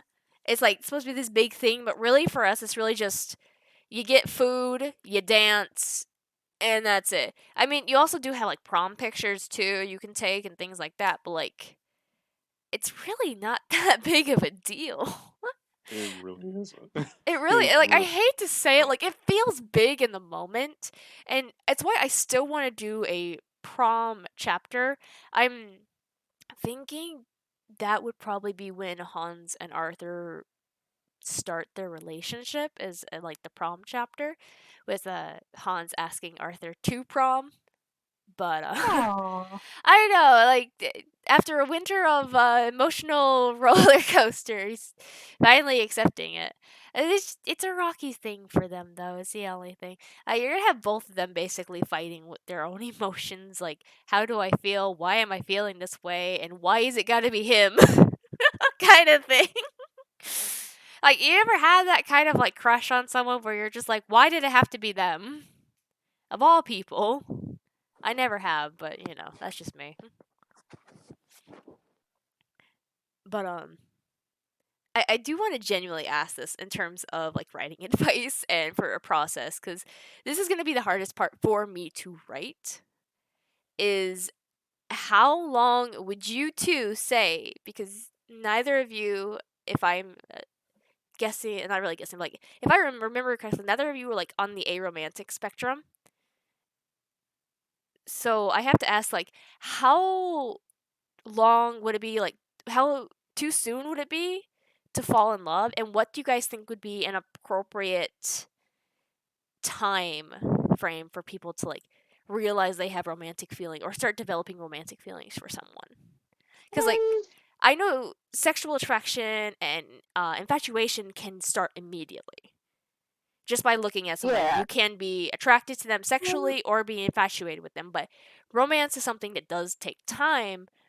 But how long would you guys say it would take, and how quickly can it happen? I feel like at minimum a month, and this is from my own personal experience of romantic attraction to people. Okay. Ruthless, I what would about say Um, you? it would be like a sizable range for me. I would know something would be off first in the first month Okay. of like, but it would be at minimum like at a range of like sometimes to figure it out is a whole new area that's like kind of undiscovered. I would Where be it does like take a little bit longer, right? it would be longer, like maybe just hearing from other stories from other people and even my own story. It would be like a range of like 2 years to like 1 year to like realize, yeah, mate, I'm this, or yeah, I'm maybe I'm gay, or maybe I'm not gay, or maybe Well, I'm not bi, just that. or It's maybe more I'm just realizing you have romantic feelings for someone. so if I yeah, have I'm romantic. kind of gonna agree with Ruthless, but I'm gonna give the rough time span of anywhere between 1 and 24 months. Okay, because like I'm not necessarily looking for if like discovering sexuality just yet, because that'll be for Sparrow. But again, it's teens, hormones, so like things can happen a little bit faster. So I'm giving that part a little bit of wiggle room. Teenagers. Yeah, Um, teenagers. I'm gonna Yeah. say anywhere between like 2 weeks to 3 months. I like that. Okay, I like that. Um, It's I have a teenagers. little cousin, and she's like just getting into high school, right? She's a ninth grader now. And every time I talk to her, she's like, "Oh, I gotta introduce you to my boyfriend. I've gotta introduce you to my girlfriend." And like the next time I talk to her, it's like, "Hey, are you gonna your girlfriend or boyfriend?" And she's like, "Oh, I'm not with them anymore. I'm dating somebody else now." Yeah. So Yeah. high school students, it's like bang, bang, bang. Pretty much. Well, it depends on which person that you're dealing with. Like, it really is. I would say it really depends on who you're dealing with, but there's a very big majority of yeah, that's the case. But then you do Yeah. have those that it's basically like the same person off again on again for like years.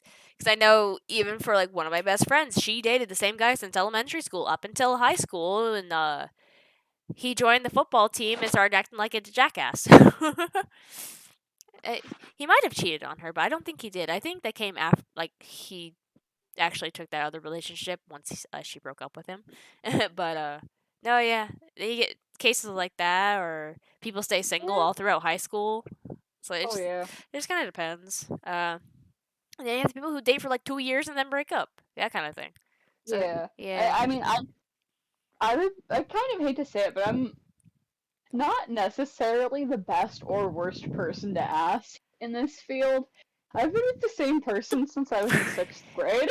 That's fair. But, like, the problem is, like, it just how do I say this? Everyone's experience is different and you get different answers for a lot of things. And it's so frustrating for me to understand because I'm like, so which is it? I don't understand. That's But why I give you, with high school and like the average based on what I saw, 2 weeks to 3 months okay. would be Well, like normal. okay, that helps out quite Unless a you bit. want to go with something like more unsure, you could say like 4, maybe. Some people it's like a school year for like the really uncertain. Okay. All right, so it's basically what I needed for that because I'm just like, because when it comes to romance, I just don't know. And with what a Kitty had suggested, not really suggested, but like kind of pushed, and then I agreed with her how the winter months for Vanguard should be developing the relationships further, which will be, obviously seeing like Arthur and Hans get closer with each other, starting to develop feelings. Sparrow maybe having a girlfriend between before Tori, but we'll have to see. But it won't be till like the summer months, probably spring summer when it'll get back into the superhero stuff. So I will say there will be a shift as I try to hold in a hiccup that it will go from being like some of the superhero stuff, like setting it up, that it's not going to be going on during the winter time so much, to going back in the spring and summer months for the most part, but then focusing on Makes relationships growing. Because again, this is a coming of age makes story, sense. so it's as Makes sense. much about the characters growing as it is about the superhero stuff. So, By the Oh way, boy. just a little bit curious about the world itself. How idealistic the world is, and how like good. Like, is there any gray zones for like the government? Like, is there like a set things that the hero's supposed to do, and is the heroes all okay. under the government? So the heroes more or less govern themselves alongside with like just the overall government itself. They're like kind of like their own government, like how corporations are considered their own like self-governing things amongst in Yeah. America for the most part. So it's kind of like how the Yay. association is. There are different branches, however. There's obviously like American, Europe, and Asian, or Asia, not Asian, my bad. Asia branches where they do govern within that continent as a whole. More or less, like there are obviously like smaller branches, but as a whole, there's like whole continent branches. So they're each divided within those hero frames and things like that. Um, they do. There are. Hold on one moment, Skull. There are very, not really very strict, but there are clear rules that you do have to present yourself as the ideal role model if you're going to be an active duty like hero. If you're going to be on the field, you have to be have a clean record, no criminal activities. You have to do what is right for the people as a whole, like you not for the individual self or a small group of people, but as the people as a whole. If you know diverging towards corruption or things like that, you have to be like morally pure in a sense to be like kind of like be seen as the ideal role model and things like that. Like basically, you would do no wrong. You have to be kind of seen as like gods among men almost, as like the Yay. ideal uh image. And obviously, like not a lot of people fall in this image because Hans, he again his whole mentality: if I am a monster, I will show them a monster. And that's what he does when he's off doing his vigilante hero work. Whenever he does save people, he basically convinces them to pay him for saving them. Yikes. Yeah, or Shakila, she does her vigilante work as well, but to a degree, she is exposing, cheaters and liars and criminals, but she's doing it in a way that the association would not. Condemn. Well, they actually would condemn it, but they would not praise. Essentially, they would not uphold the way that she does it because the way she does it is very like, um, just like Invasive. invasive. Thank you. That's it. Thank you. I couldn't think of the word, or Milo's probably better, like Milo and Sparrow do fall within that like gods among men kind of image, because Sparrow does have a very pure moral compass. She is someone who has grown up helping people all her life. She puts other people before herself. She is not a factor in the equation, but the people are. And she has trained her entire life to ensure that the people are safe and that she can keep them safe. So she does fall into that type of that image. Um, Milo, to a degree, does, just because he's had a lot more responsibility placed on him, being the eldest of 7 of a extended family, essentially. So he's had to like take on a lot more. He has to be a lot more. That he does have a lot on his plate, but he can handle it a little bit better than most people probably would in his position, just because of the type of person he is. He's a very calm and laid back kind of person. Yes, he does snap like anyone else would, but for the most part, he is very mature for his age. Uh, Kalanak, I can't necessarily say he is in that, because he still does what he's supposed to, and he would hold up the ideal, but at the same time, he just doesn't care for it either. So if he breaks it, it doesn't matter to him. And then Tallulah exists in their own little vacuum where they're just chaotic and they do things the way they want to, whether the association likes it or not, essentially. But so most of these heroes probably wouldn't be what the association looks for. And then you have a lot more within the association that aren't in the main group that do kind of come off as not ideal, because the way that being a hero is, it's a lot like a job, like a normal job. Literally, like in Sparrow's first chapter, she goes in and they basically set up like an application and everything and get her registered in the system. It's very much like applying for a job, but having the interview and signing all the paperwork all in one go, pretty much.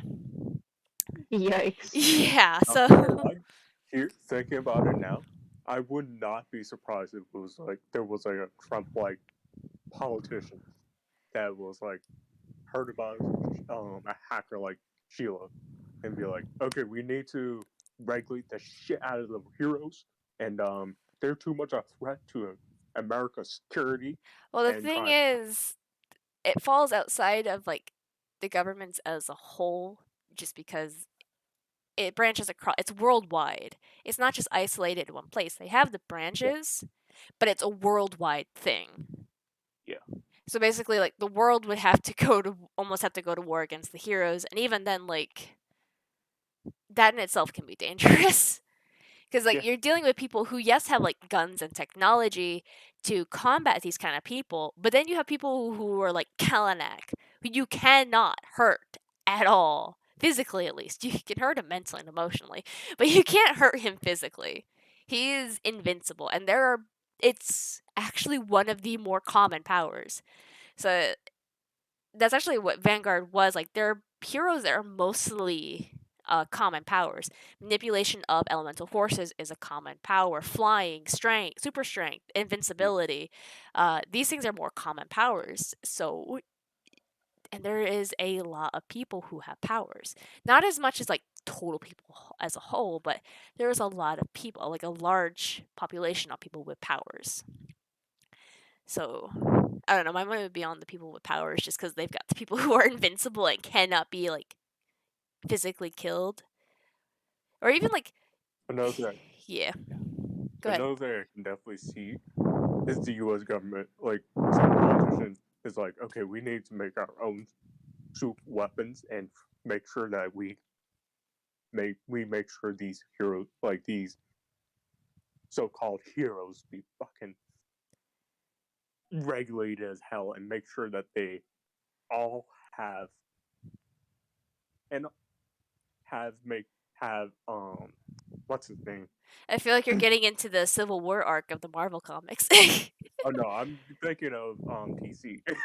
Oh well, I'm thinking of Marvel over here. I'm thinking of Amanda Waller. I Like, don't know I'm that just one. lost. That's fine, but Amanda Waller is pretty much like the government official where she was like, okay, we need to make sure every way possible to Well, I'm also counter. not trying to go for an Incredibles kind of storyline either, where like heroes get banned, or a Civil War where they have to be regulated to an extent. I know people have compared the world I've created to My Hero Academia. I can say right now I have not watched it, but I have heard of it, and I have heard some things about it, but I have not watched it, and I have been told that my system is very similar to theirs, but at the same time it is different enough to my understanding. It is different. Yeah. It has a mix. Hearing it a little bit more, what you told me, it has a mixture of My Hero, but at the same time, A lot of this other things too. the system Yeah. really reminds me of the Justice League. It's just funny because, like, when I initially thought of it, I was thinking about the Civil War arc in Marvel Comics, with the whole like the heroes have to be regulated because they're too dangerous kind of thing. That's why I went with the heroes governing themselves and trying to create like these more ideal images for what their younger heroes need to be, because there is councils of superheroes, those who have risen to the top and now basically govern the those in lower ranks. And it's these people who do govern the heroes, and they do speak with politicians and things like that. So it's not an entirely separate body, while it is at the same time. They do govern themselves, but they are at least in contact with the world's politicians or whatever their section is in, essentially. And one thing that they do further make sure that there is some peace between people without powers and people with powers is that the association weeds out and gets rid of powers that are deemed too dangerous. So, an example for this is Arthur. Arthur is someone who is seen with powers that are too dangerous to let live.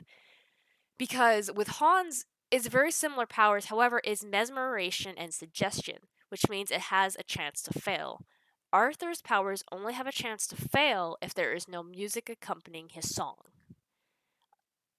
In which case, if there is that music and there's no one to turn off that music in time, they will fall under his control so long as they can hear him. And it is utter domination, essentially. So basically, I guess the best way to say it is ruthless. If you were to take, like, a This charm honestly, spell.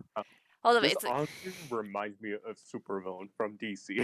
well, it's definitely a hero thing. A lot of things remind you of the superheroes and villains from there, but it's a lot like if you take the charm spell and things like that in D&D, but you Yeah, take away the failsave of like yeah, if the target gets hurt or if they're told to kill themselves and things like that, where it would end. That doesn't happen with Arthur. He can yeah. retain control the entire time. That's kind of like dominate person, pretty much. Pretty much. But it's basically that. So his powers are seen as too dangerous. People who can travel through time and see the future, psychics, are seen as too dangerous. And the biggest one that was killed pretty quickly and is very, very rarely seen is the powers of creation and the powers of destruction. Because these were seen as very dangerous powers to basically exist in anyone and were taken out along with time manipulation and time control and time travel. That the creation and destruction powers were just like weeded out immediately the moment that the association came into itself. I don't know why, but I see it well and just be like the person that was killed. Like I can see that time manipulation person just be like, I faked my death, piece of shit.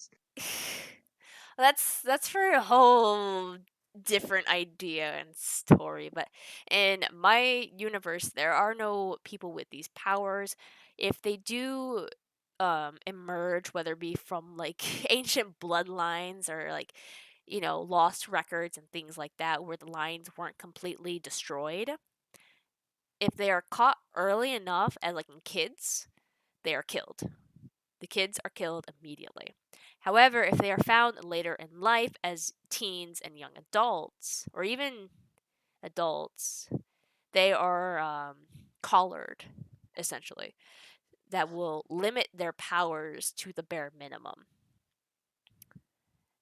And if they're found as elders too, then they are just killed immediately. But kids and elders are killed immediately. But then like teens, adults, and young adults, things like that, people who have had time to like grow into themselves and become a person, and kind of make an impact on people's lives and things like that. They are spared enough, but they are collared, where they can barely use their powers. And if they do use their powers, it's very it's nothing what it could be. So like for Arthur, when he will eventually be collared. There's no escaping that. He will only be able to do things like what Hans can do, and that's suggest and mesmerize. He won't be able to take control of people. So Yikes. yes. So there is a Yeah. way for the heroes to regulate themselves to ensure that people are not a danger to others. I had actually considered for Kalinek's story for a possible bit of trauma, and I'm still debating it because there's still room for Kalinek to grow as a character, but that was having him collared at a point in his life because his super strength would have been a little too much for him to handle as a kid. So he had to learn to become like a gentle giant just to be able to live without a collar around his neck, essentially. So there's definitely ways for them to control other heroes. It's just it can be a little drastic. And it is also a way to make sure that there is no uprising against heroes and causing more friction than what needs to be. Man, the whole um controlling strength thing and like limited power is kind of giving me Heracles vibes. I bet it is. You and your Greek mythology and references and things like that. But no, I can definitely see that. But no, I was definitely considering that for Kalanak for a time, but that's definitely going to be Arthur's fate by the end of it. He is going to not live not really necessarily a happy life, but he's not going to have the happiest ending, but it will be happy to him because he again, his powers were a big source of trauma for him. It's what drove him away from what he loved. It's what really painted this picture to him that he was a monster. Because I believe in what I've released and what I've written so far, he comes to realize that in him controlling his parents to be the ideal parents he wanted them to be, he didn't actually create bonds with them. The memories he has with them are fabrications of what he made. None of it was real in the end. And he just feels like he really is a monster for that. That he took away these people's free will, turned them into what he wanted. And in the end, it was all for nothing because they left him. He's left with nothing pretty much. And other than the fact that they were right, he was a monster. And it just causes him to like shut himself away.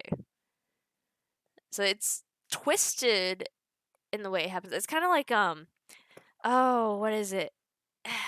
I know it's in the X-Men movies, like the original X-Men trilogy that was released. Ruthless, you might know what I'm talking about. Was it Rogue? Doesn't she have like the power to like what was it, steal life force or something like that when she touches people? Honestly, the movies, I kind of almost forget. Okay, well, it's something along those lines. I remember when she touched Yeah. people, she'd like drain their life energy or something happened. I don't know what it is, but I I think it, remember in the movies, I think she goes through with the procedure to take away her powers to yeah, make her normal. yeah. So like it's kind of like that where it's a dark happy ending. It's kind of a bittersweet type thing for like Yeah. And by the way, that's what I immediately thought of when I heard about the whole music manipulation, music miser. I bet. But did you guys have any other questions you want to ask regarding like Vanguard, its characters, its world before I move on to Otherworldly? no, not really. Ruthless? No, really. Okay, good. So I'm going to hide this while I work on it. But Otherworldly was not something I dreamt of. It was actually something I created in my waking hours. Originally, it was supposed to just be this idea for a one-shot collection I wanted to release on Wattpad that slowly developed into something more. So originally, it was just supposed to be this unknown knight who gets sent to a magical kind of like alternate plane where they come across this very like either like a fae or something along those lines, and just finds them crying by a tree. And when he goes to comfort them, they're like shocked, intrigued, but then after something happens, they vanish, and that was supposed to be the end of it. It's supposed to be kind of like love with the air of mystery and things like that. But then the more I thought about it, it kind of developed into more along the way, and that's when I started writing it. I got the idea to place it within Arthurian legend setting kind of thing, where you have Camelot, the knights of the Round Table, Arthur himself. I tried my best not to just like name drop Arthur immediately. Obviously, the reader's gonna know it's Arthur because of Camelot, because I do mention Camelot at the end when the main character returns to Camelot. I think I initially referred to him as the one true king, which is what he's sometimes called in the beginning of it. And I know I don't fall within the code of chivalry when I do write this, but I kind of ignore it for like growing corruption as Camelot is getting complacent with its like wealth and everything it's found for the most part. Because if I'm not mistaken, Arthur, if I remember correctly, not if I'm mistaken, but if I'm remembering correctly, in many different versions of Arthur's story, Camelot entered something of a golden age for a time until corruption set in which case then it started to reach its decline. And obviously, it would find its fall with Mordred more often than not. Um, and also when he sends his knights off to find the Holy Grail, but like, that's something that came in later with Christianity. And only the purest of the knights could find the Holy Grail and obtain it, which would be Sir Galahad, the son of the greatest knight. Woo! Yes, I'm a nerd. Anyway, so the We've knight. got our own different stories we follow. I know. I'm the Arthurian legends. You're the Greek mythology, and Ruthless is superhero comics. And also, I do like Norse. I'll admit. I do like Norse, not the modern Norse. There's a very big difference with Like the actual Norse. North mythology. Norse mythology is cool. Yeah. But so like I also don't mind Egyptian mythology. okay. But going back to otherworldly, it started developing more into that world where I wanted to try writing a romance. Mind you, this is before I came into the realization I was aromantic. And even now, I'm still aiming for a romance, but with some higher stakes on the side.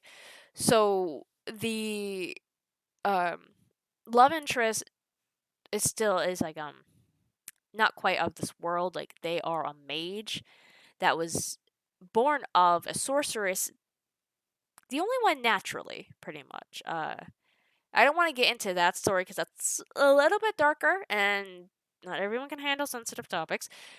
But the first child, which is the love interest, is like born a man, and obviously during those times, men were supposed to be strong. They were the warriors. They were the ones who would go out and fight, whereas the women were the like the tokens, the property, the you fight for her honor kind of thing.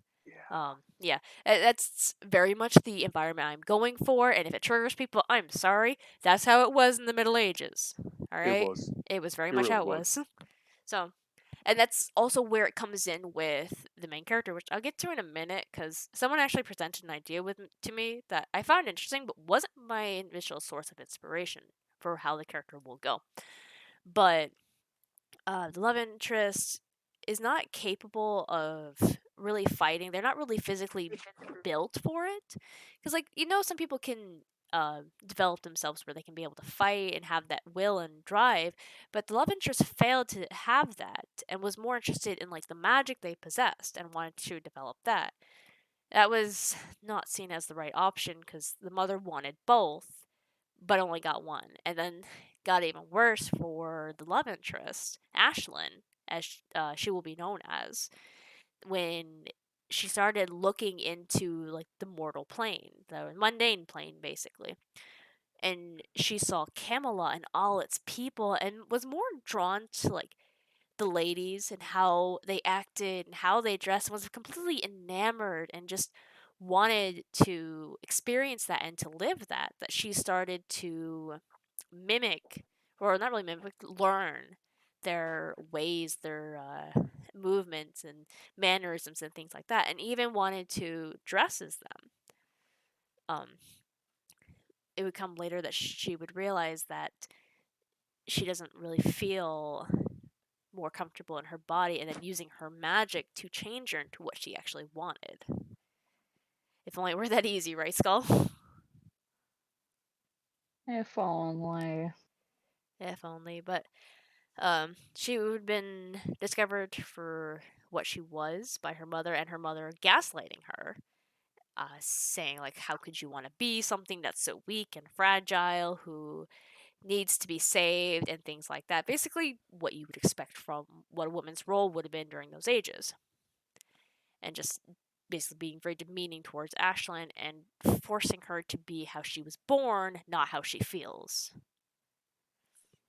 Which again is, she was born male but is a trans woman. So, and then we get to Kendall, which is the main character, the knight in Arthur's Order of Knights, but not quite at the top like the Knights of the Round Table are, but more towards the bottom, which is more like the guards, the Knight Guards and all that, things like that. But Kendall is indeed a woman, masquerading as a man. Now, Soul had pointed out it was very Mulan kind of thing, but my actual original inspiration was more Jeanne d'Arc. Now, Skull, you're more than welcome to correct me on some things, but the story of Jeanne d'Arc that I had heard in school, now please, like I said, correct me if I get any of this wrong, where, what was it, the 100-Year War or something like that? I know there was a war going on. Oui, La Guerre de Cent Ans. Yep, 100 Years War. Okay, thank you. Where, like, um, she took part in because, wasn't it, like, a love for her country? Or, like, just not wanting to, like, sit aside while she could be doing something, and like she took up arms, but then she was discovered for having fought in the war, and she was called a witch and was burned alive at the stake, not at the stake, but like burned alive essentially. Sort of. Sort of, like I said, it's been a while since I've actually seen, like, heard the actual version of her story, but that's like Um, the gist of what I always got. Jeanne d'Arc, she was like she led a lot of battles. She had a big role in the 100 Years War, and it wasn't until later on that they were like, "That's a like a lot of people were like, wait a minute, you're saying this woman came in and did this? She must be a witch." Like a lot of people were kind of just in disbelief of it. Because, like, you know, at the time it was just completely unheard of for a woman to do that. Right. And then that's when she was burned alive, because that's what they did with witches back then. Yep. Well, that was actually more of my inspiration for her, for Kendall at least, where, not necessarily like a love for the people, but a love for helping and wanting to, I guess, display her own version of femininity, which was being on, like, not really on the battlefield, but like being a knight, I guess you could say, being that one who would fight for the helpless, and just being there for the people when they couldn't do something per se. Just like, you know what I mean, a knight, basically, what a man would do. And if that means like Yeah. fighting or leading or whatever the case may be, it was something like, again, like, it was a man's role, it was not a woman's role, and it was something that she wanted just because it was something she enjoyed.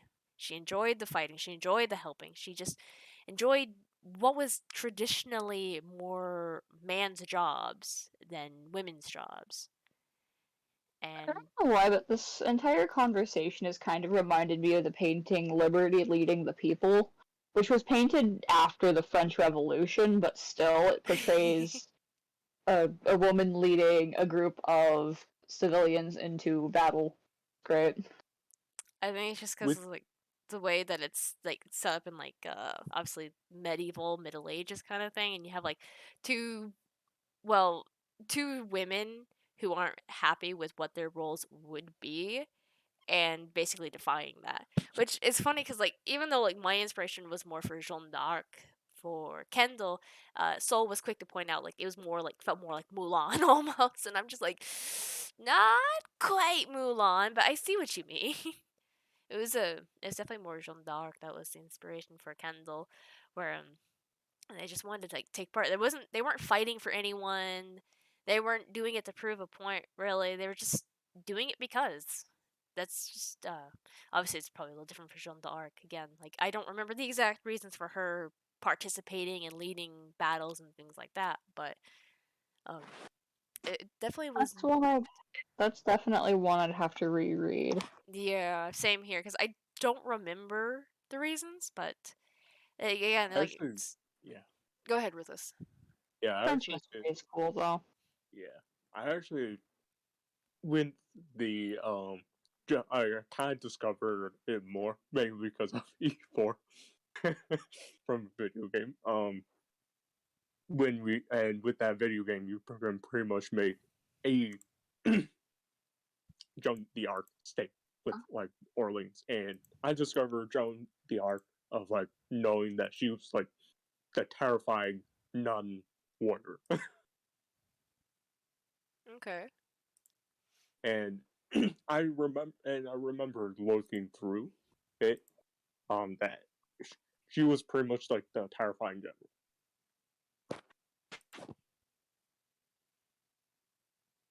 Okay. But moving on from that. Um but no, yeah, like so and with Kendall's backstory, it was more so she grew up with a woman that she called mother, but she doesn't know if it was actually her mother, who was lived as a hermit because she was a sorceress and magic is something that was fading from the world. And depending on which story you read of Arthur's legend, he could be a champion for magic, or in most that I read, he's someone who extinguishes the magic, the natural magic of the world. One of my favorite trilogies of Arthur doesn't really take point from his perspective, but from Guinevere's perspective, and it's the trilogy is called Guinevere, Queen of the Summer Country, I believe, where it follows Guinevere in her life and her side of the story, basically. And in this version, you see where Arthur is basically championing the Christian God, which I did use in my book too, because and a lot of times Arthur, in more recent adaptations, I should say, Arthur is seen championing the Christian God, and bringing in that wave of Christianity, essentially. We're getting rid of like pagans and cutting them down, getting rid of their traditions and beliefs and things like that. Um, and that's kind of like what's going on in my book, but it's more towards the end of his reign, essentially, where the magic is almost all but gone at this point. Any magic users left have either died or fled to different planes. And that's where Ashlyn and her family are. They're in a different plane of existence right now, just to make sure that their magic is strong and that they are alive, because magic is basically one with living. Without the magic, they can't live, essentially.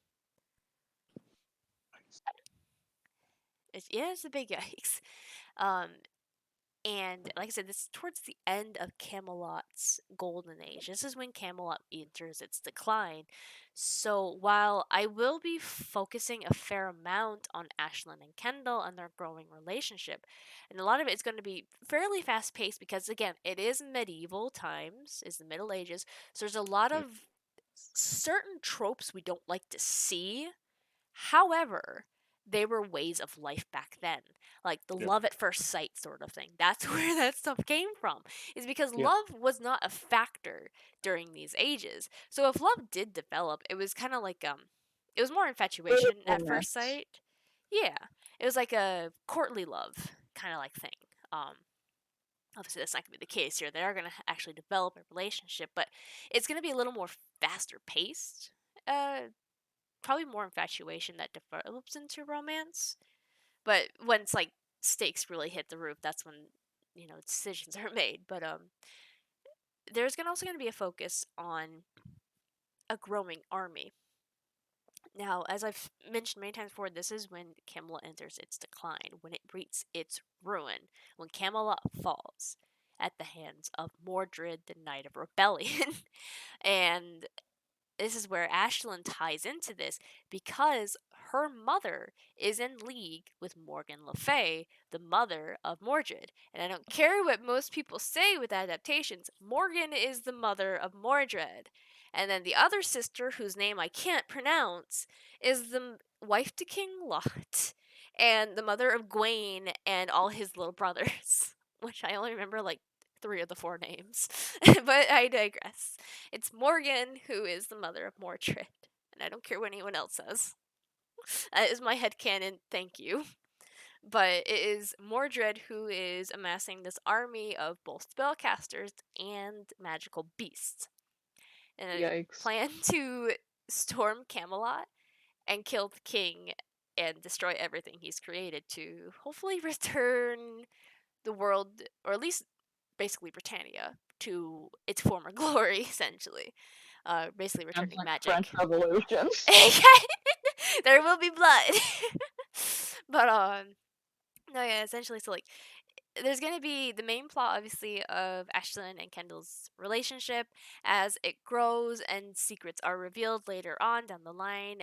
But you also have the growing threat of Mordred's army basically at Camelot's doorstep. Because Kendall's going to be one of the first ones to figure this out because she's taken upon herself or both taken upon herself and has been tasked with patrolling the forest to Camelot's border. And it'll be in this forest that she does discover the first of the creatures coming through these rifts. These big, nasty, magical beasts that could easily kill someone. Oh And so when boy. she starts discovering it, and then I don't know how many chapters afterwards, or once like all things really start going to hell, but then like the anti-magic or suppression field in Camelot keeping magic at bay will falter as people begin to infiltrate Camelot and destroy those barriers. It's gonna go to hell real fast. There's gonna be a time where I know Kendall is going to get injured and is going to be saved by Ashlyn.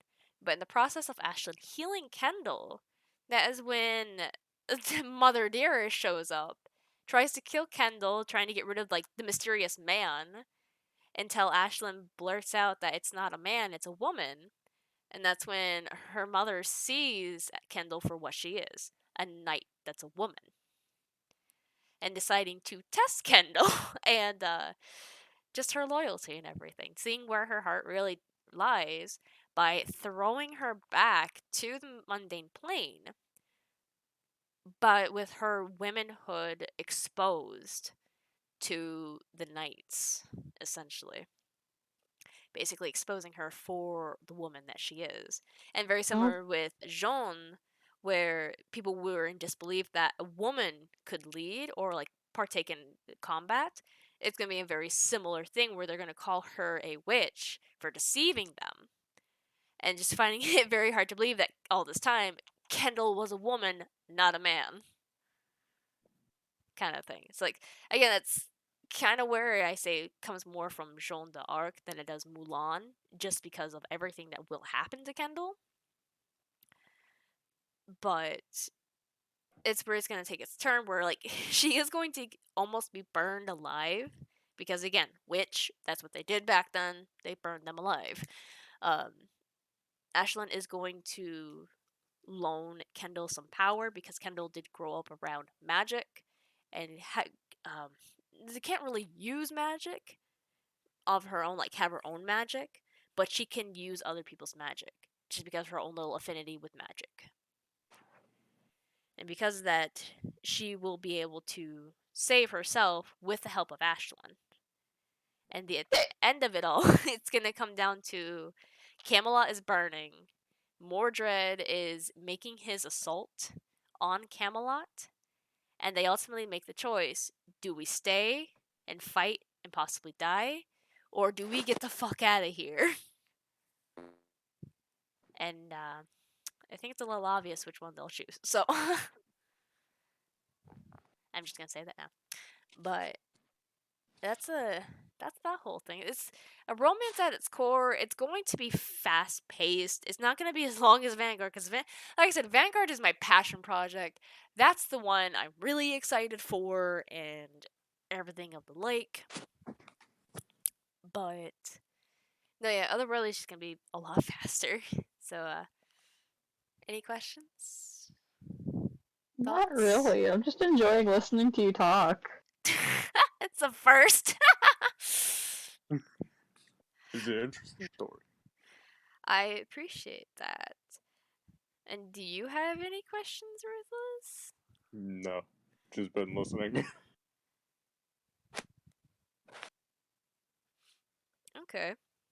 But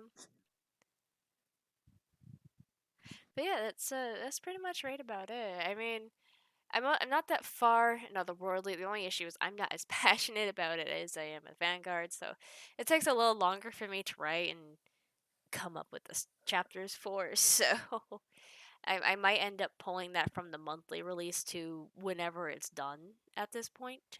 But it is a story I do plan on finishing. That I will see to completion. But yeah, I'm excited for what's coming. And I'm That's good. so hoping to see you finally release your thing, Skull. The Forgotten. Well, yeah, I'm excited. I'm at a point now where I'm almost comfortable with getting started on actually writing. The friends that I've got who have characters finally gave me the info for their characters, which I'm not going to share here. Right. Anyone who listens can wait, and once I do upload the first chapter or post it or whatever, I'll probably link it on the Twitter. Okay. That's definitely fair. Now, I have to ask, like, what is your writing process like? Um, it's actually kind of funny. My writing process is, um, I'm not even joking about this. Um, just random sparks of inspiration, adapting roleplay scenes that we do to sort of like develop characters while also, it's like, it being a sort of group project, it's hard for me to really gauge how some of the characters would interact. And so with the roleplay sessions that we do, it makes it easier for me to sort of get a grasp on how certain characters react with one another and how Okay. their dynamic builds. Um, Not that long ago, I did a coffee shop scene essentially where Delta was introduced to Chai. Okay. That was a fun interaction, which I got to develop a bit for sort of how Delta was raised, and it wasn't just like it was easier for me to sort of develop Delta as a character, thinking just on the spot, improvising exactly what it was like, as opposed to sitting down, creating this incredibly detailed whatever. Like, I had a rough idea as to what I wanted his relationship with his parents to be, and the whole interaction with these two characters in the coffee shop really just allowed me to sort of develop that without needing to take too long to think about it. So I Okay. find with me in writing, if I spend too long on an idea, it doesn't go anywhere. Right. So the roleplay sessions definitely help. I it I write whenever. I I I, I can't write when I'm not motivated. Now, my next question for you, because I see this, it's kind of like a debate when I'm on Twitter amongst like the writing community. For some people, it's do you listen to music while you write? And if you do, does it have to be like instrumental only, or can you listen to stuff with lyrics in it? Um, when I'm feeling music mode, it's whatever is in my playlist. Though a lot of the time, I have a podcast or a YouTube video or music. I just need to have some kind of noise. Okay. So it doesn't really matter per se, but you just can't do it in silence. I can't write in silence. Okay. Yeah. I find myself, and this is just a general thing, if I'm sitting in complete silence, I find it a lot harder to focus. Being the oldest of 3 kids and just being used to like the general chaos of having younger kids around me all the time, I find it very hard to relax when it's quiet. Okay. And like I know this is kind of unrelated, but like the whole like relaxing when it's quiet thing, like it's not even just like it's not even just like a general like when I'm writing. I mean like my whole life, like if there's no noise, I can't focus. I can't sleep, I can't relax. I can't shut down. No, I feel that. I really do. I'm very similar, but it's more for a different reason. But no, I definitely feel that. Um, I definitely feel you in regards to the random spurts of inspiration. That's usually how a lot of my writing tends to go. Like whenever I feel inspired to write, I can do that. When I do it varies. I do kind of shift. I don't know if it's between like weeks and months or shifts on a full moon. It's hard to say, but there are times where I can get up and the first thing I do is write. And once I'm done for the day, I go do something else. But then there are times where it's the opposite, where I'll get up and I do other stuff first, like play video games or whatever else I might need to do. And then I write towards the end of the day, which right now I'm in that cycle right now. So it'll be like I go to work, come home, play video games, and then roughly around like 9 or 10 at night to about midnight or 1 o'clock, depending on what I have going on the next day, I will usually be writing in that case. Not always does it happen that way, but more often than not when I do get inspired. And in regards to when I asked the question about music, I do need music to write. I can't listen to podcasts or YouTube videos while I write because I get distracted while I do. Hmm. Though, to be fair, I do get a little distracted when I listen to music because if just the right song comes on, I can You'll start get singing. not start singing. It was more like I'll shift directions and I'll start thinking of different ideas while I'm supposed to be focusing on the one idea. I actually had that Yeah. happen a few nights ago while I was writing chapter 10 of Sparrow for Vanguard, where it was supposed to end with Sparrow heading off to the Halloween party at Hans's place where everyone was going to like hang out, where I would transition into Nightingale 10, which is Arthur's chapter 10.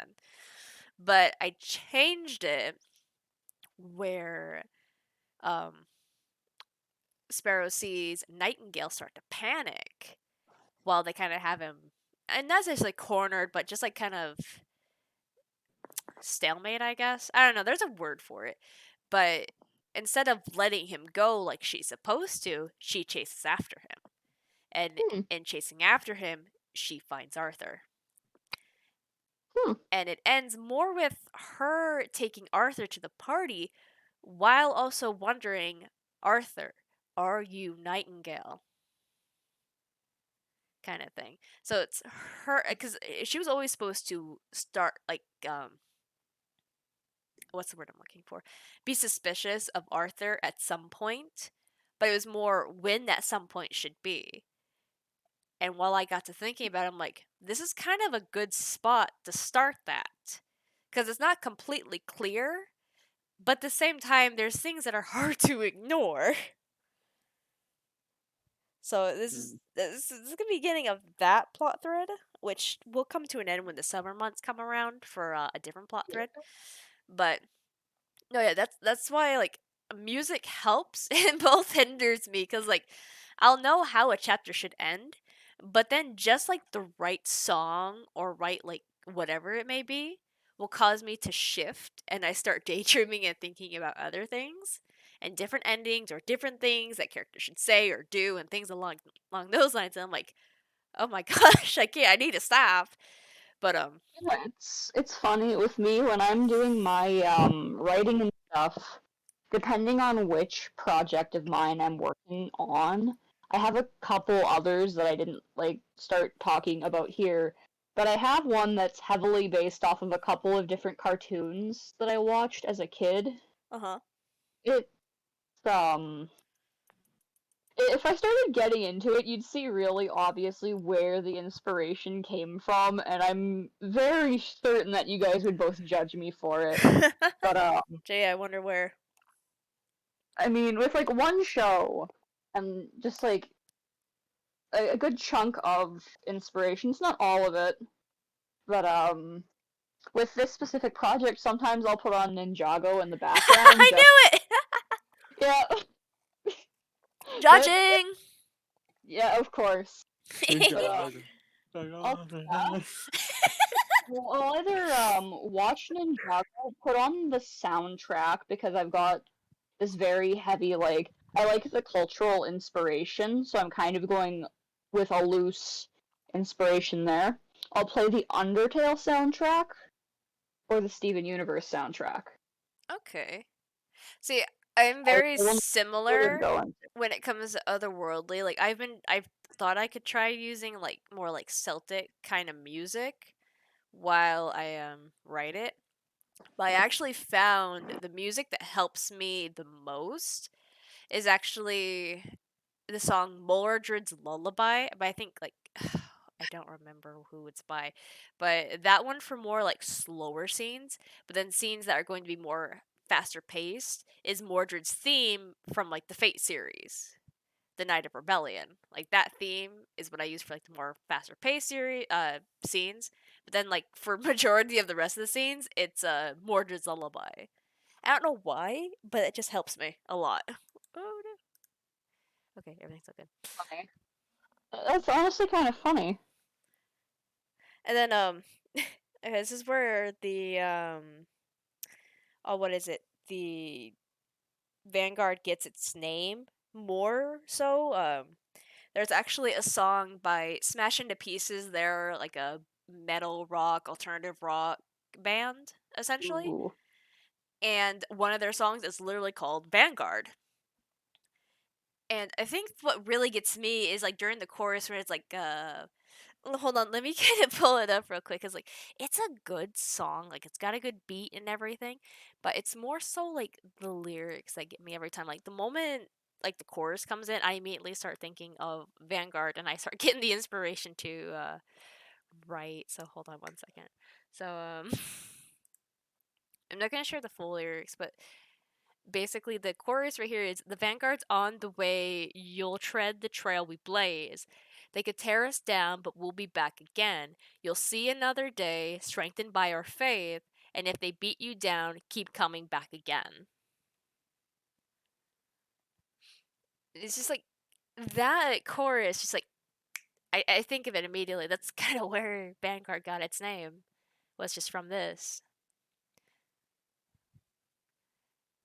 I do recommend the song if you guys haven't because I don't know how much rock and things you guys listen to, but I do A recommend it. dedicated rock playlist. Send me a link.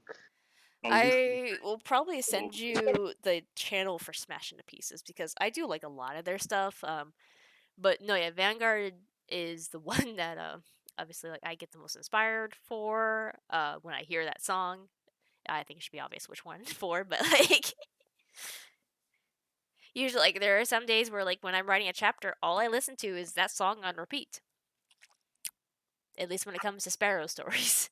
When it comes to like Arthur, excuse me, I listen to things like "Break the World" by I think like Nine Lashes, a few other things. I actually have to get my playlist up, but those kind of songs basically for Arthur. But it also kind of depends on what it is I'm writing exactly, because they're like the one that inspired like Hans as a character, the Sway song. I listen to that when it's supposed to be like Arthur and Hans getting closer.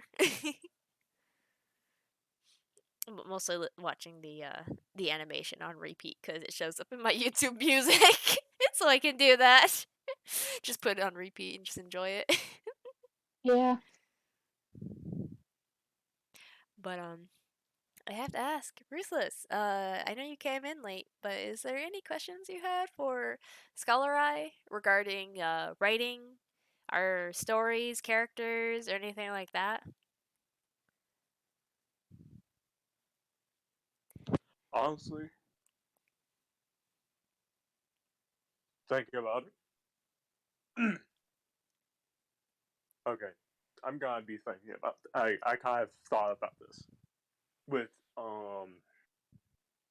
and now I will admit like I was kind of working on like a little side project for a long while, just writing out the outline of like the idea for like a long ass time. I had this idea for a long ass time, and I honestly was like kind of just kept it in the bank for like years, Okay. and had a bunch of revisions and everything. So I was like, yeah, I'm gonna try to draw it, but it has a bunch of allegories Okay. to like, and how you would do deal with allegory. What kind of allegories? In general, Well, is there like, like a certain example you can give me right now, or? like, imagine this person, like one scene. There was like this one guy that's kind of, kind of has the facade of, yeah, he wants to do something to the reform the the rogue heroes, like a rogue hero. Okay. But he's actually one of the people who's just trying to. He just does slight tweaks, and that's it. I mean, And he's like a politician that's trying to do tweaks, and that's it. uh, Immediately. I don't know, Skull. What do you think? Because I'm at a bit of a loss. What? Yeah, I had a feeling.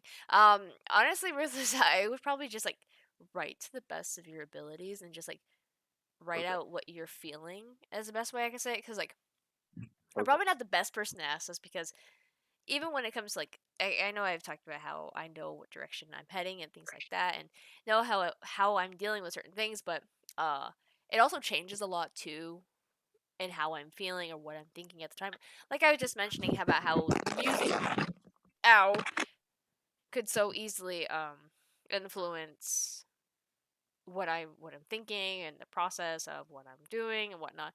So I'd say to, like just take the idea and the allegory that you have and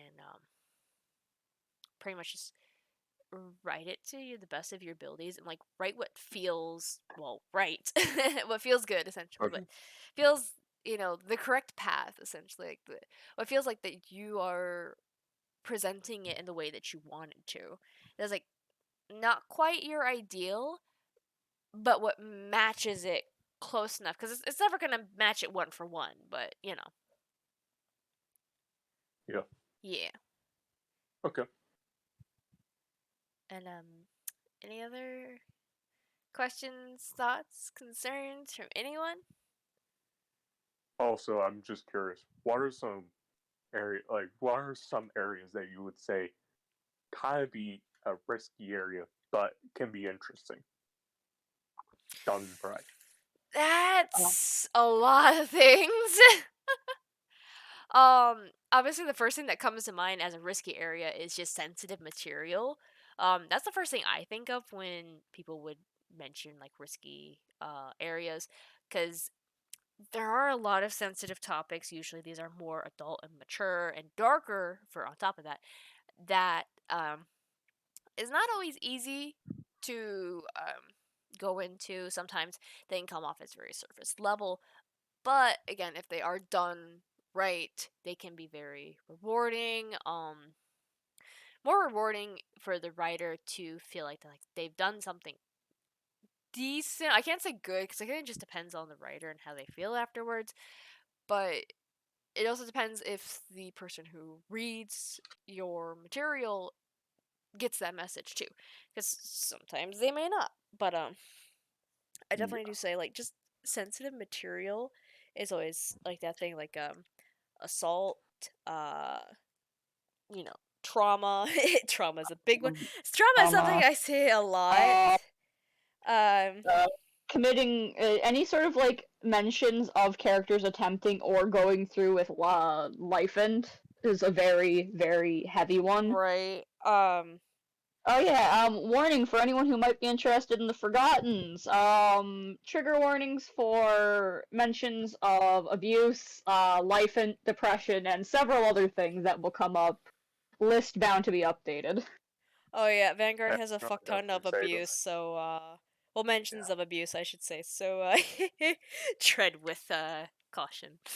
Um, Yeah, I definitely will admit this. This series is really like it can get really dark, but at the same time it has like it really depends on which one. If you're dealing with like the night, like the like the darker, like the kind of like the kind of the one of the heroes are just extremely like dark in his own city with how he deals like with the shit that he has to witness and the shit that he has to go through.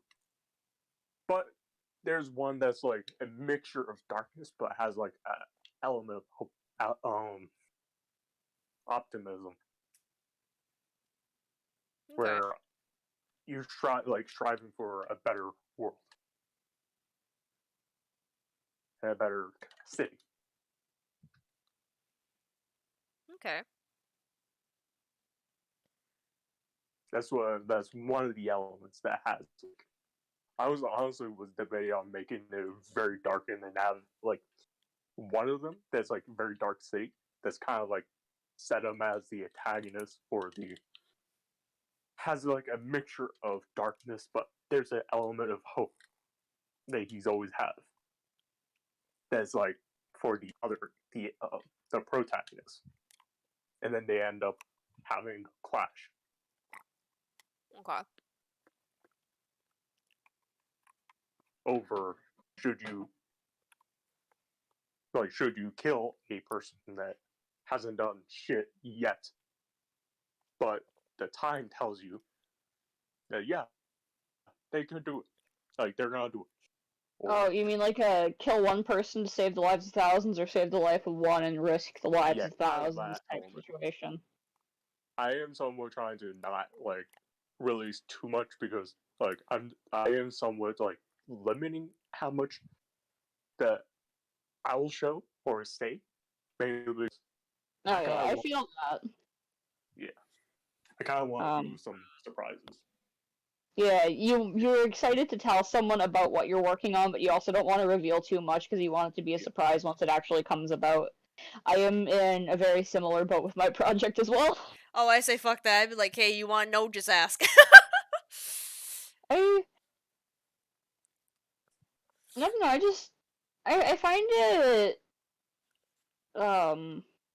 if I'm just telling the story or whatever, I find it harder for me to actually like write afterwards if I'm like I know what's gonna happen, but if whenever I like tell the story or whatever, it just my inspiration, if I have any, it's just like gone. Uh, the garbage can over there, yeah, there's your inspiration. It's in there now, gone. It's just gone.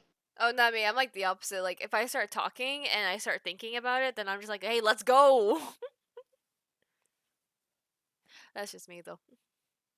I can see it from your perspective mainly because like the supply of these stories, I can see like someone trying to like do like maybe a series, like trying to do a series, or even just try to do something with it, and like, and you had like One Punch Man that had like it was on a webtoon or something like that, and it was like able to become a big anime or a webcomic. I don't remember exactly, but Okay. I can see that. Like it might be me. Just kind of can like kind of see why.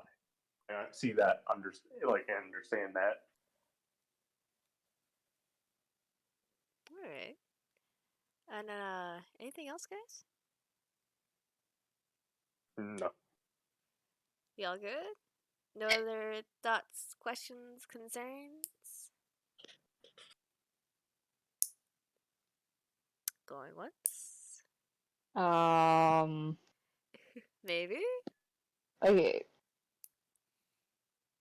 Do you happen to have any more info you can give us on the upcoming campaign while we're talking about writing and Ah, son of a stories? bitch. Alright. Okay, so. Well, you have me cornered. So I will start developing that more. I will be getting you guys maps, things like that. Again, the story is more or less non-existent because again, it is your guys' story. This is going to be a completely character-driven campaign. So I haven't really been able to do much prep um, without knowing who I have participating in the campaign. But since I am forcing you guys to essentially get me your shit or I take you out of the running, um, Have I given you enough info to go off of yes. Oh given the my Google gosh, Doc? yes. Yes, you have. I've seen Do plenty I? for you. Ruthless, you need to make up your mind. Pick something and settle on it. Well, I will admit I did settle on the drug dealer shit. Yes, you did. But like everything else you've been proposing to me, settle on one thing, stay with it, and then no more. I mean, the pen shit is kind of the shit that I kind of settled with. Okay. For this, all I can suggest if you're struggling with characters, like, do like a wheel or whatever, like one of those things where you can input your ideas. And if you don't like the idea, just like take that one out. Like if you're not completely satisfied with that being the thing you want to go with, take that out, Yeah, spin again, and then keep going until you're yeah, happy with the result or narrowed down to one thing. yeah, Pretty much. yeah. Honestly, just kind of just have like a bunch of like I kind of sometimes have to just read or even just I sometimes some of my most wackiest shit I ever had, and some of the ideas that I had a long time ago. Some like even some of the characters concept that I had for a long ass time came from like me just either smoking or fucking Oh my gosh. just Well, I can say this drinking right or even now. sleeping. Just write a list of things down, not to me, because I get a little tired of seeing it sometimes, Ruthless. But write a list of them down, and then consider then if you want to add them. And even if so, maybe wait till we get the campaign going before you bug me again with that kind of stuff. Because Also, I am a little bit curious. oh no. Just overall, mainly because I try to like make it concrete and clear with the ones that pen. Those are the ones that I kind of have already in mind. That I'm just like, yeah, I'm going with this. Okay, good. Because after tomorrow, there'll be no more of it. No more. What you have for me I is what's going to be. And then next month is going to be me prepping for the campaign. You guys will be getting maps of the country. I'm going to say this right now. There's not going to be a whole lot of technology. The type of region this is a very cultural kind of one where you're going to find a lot of art, music, love, essentially. You're going to find, obviously, like, there are, now, Skull, I'm surprised you haven't sassed me for this, but there are going to be more Roman aspects in the terms of arenas and gladiator fights and things like that. It's probably like the one aspect of Roman culture that there's going to be. But otherwise, there's going to be a lot of Greek stuff, a lot of, um, mean, what's the word I'm like looking for? Like, the arenas and the stuff were like they weren't as present in Greek mythology, but but they're more present in Roman, though. yeah, Yeah. I can't be mad because like Greek and Roman go hand in hand. It's basically the same mythology with different names. It basically is. But then, like, some of the symbols get changed up too when it comes to Roman and Greek mythology. So, but I'm trying to Eh, stay more within the Greek for that. It's gonna be a lot more like people like scholarly things as well. You're gonna find more like magic in this area, not as much as Ozra, but you're gonna find as much in this area too. But it's gonna be more towards like not really combat and things, but like illusions and like Prismari mages and things like that. You're gonna find a lot more in this area. And it's gonna be a bit of a melting pot where you have a lot of half races too. oh boy. Yes. So I will I'm say, excited. I've only got two characters, two NPCs pretty much made that are new and fresh. Obviously Phoenix, who is going to be your rival Skull that you're going to fuck along the way, and obviously the one of the gladiator champions, one of the arena champions. There's going to be two, one for Ares and one for Athena. I see. Yes, but they're I probably I both going to will be admit, paladins. yeah, I do plan on doing Oh, and gladiator. no, fuck the paladin too. There's nothing like death and war, right? Right?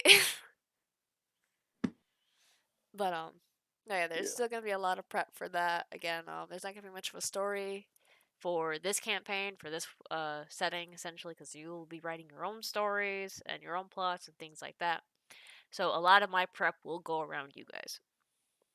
I'm excited though. Like with the way that this is going to be set up, I'm incredibly excited. But just remember, you guys do have to take initiative. If you guys don't take initiative, I'm going to sass you. I've got it. I hope We so. we get our own chats this time around. I'm not gonna be sitting back as much because it's not gonna be like, oh, I don't want to get in the way or interrupt other people. Which, depending on how well it goes this time around, I might keep that. And just have separate chats for you guys moving forward. But aside from that, anything else we want to ask each other or comment on? Quiet. So we're good. We done? No more. Yeah, I think so. Okay. I have motivation for writing right now for the first time in like a month, so I Hey, kind of let's want to go go. work. No. We write. You and me. Let's go. All right. Well, this has been our 5th episode with Skull and Lotus, with the addition of Ruthless halfway through it. Yeah, late ruthless. Late Ruthless. But you guys have a good morning, night, or afternoon, or whatever the case may be.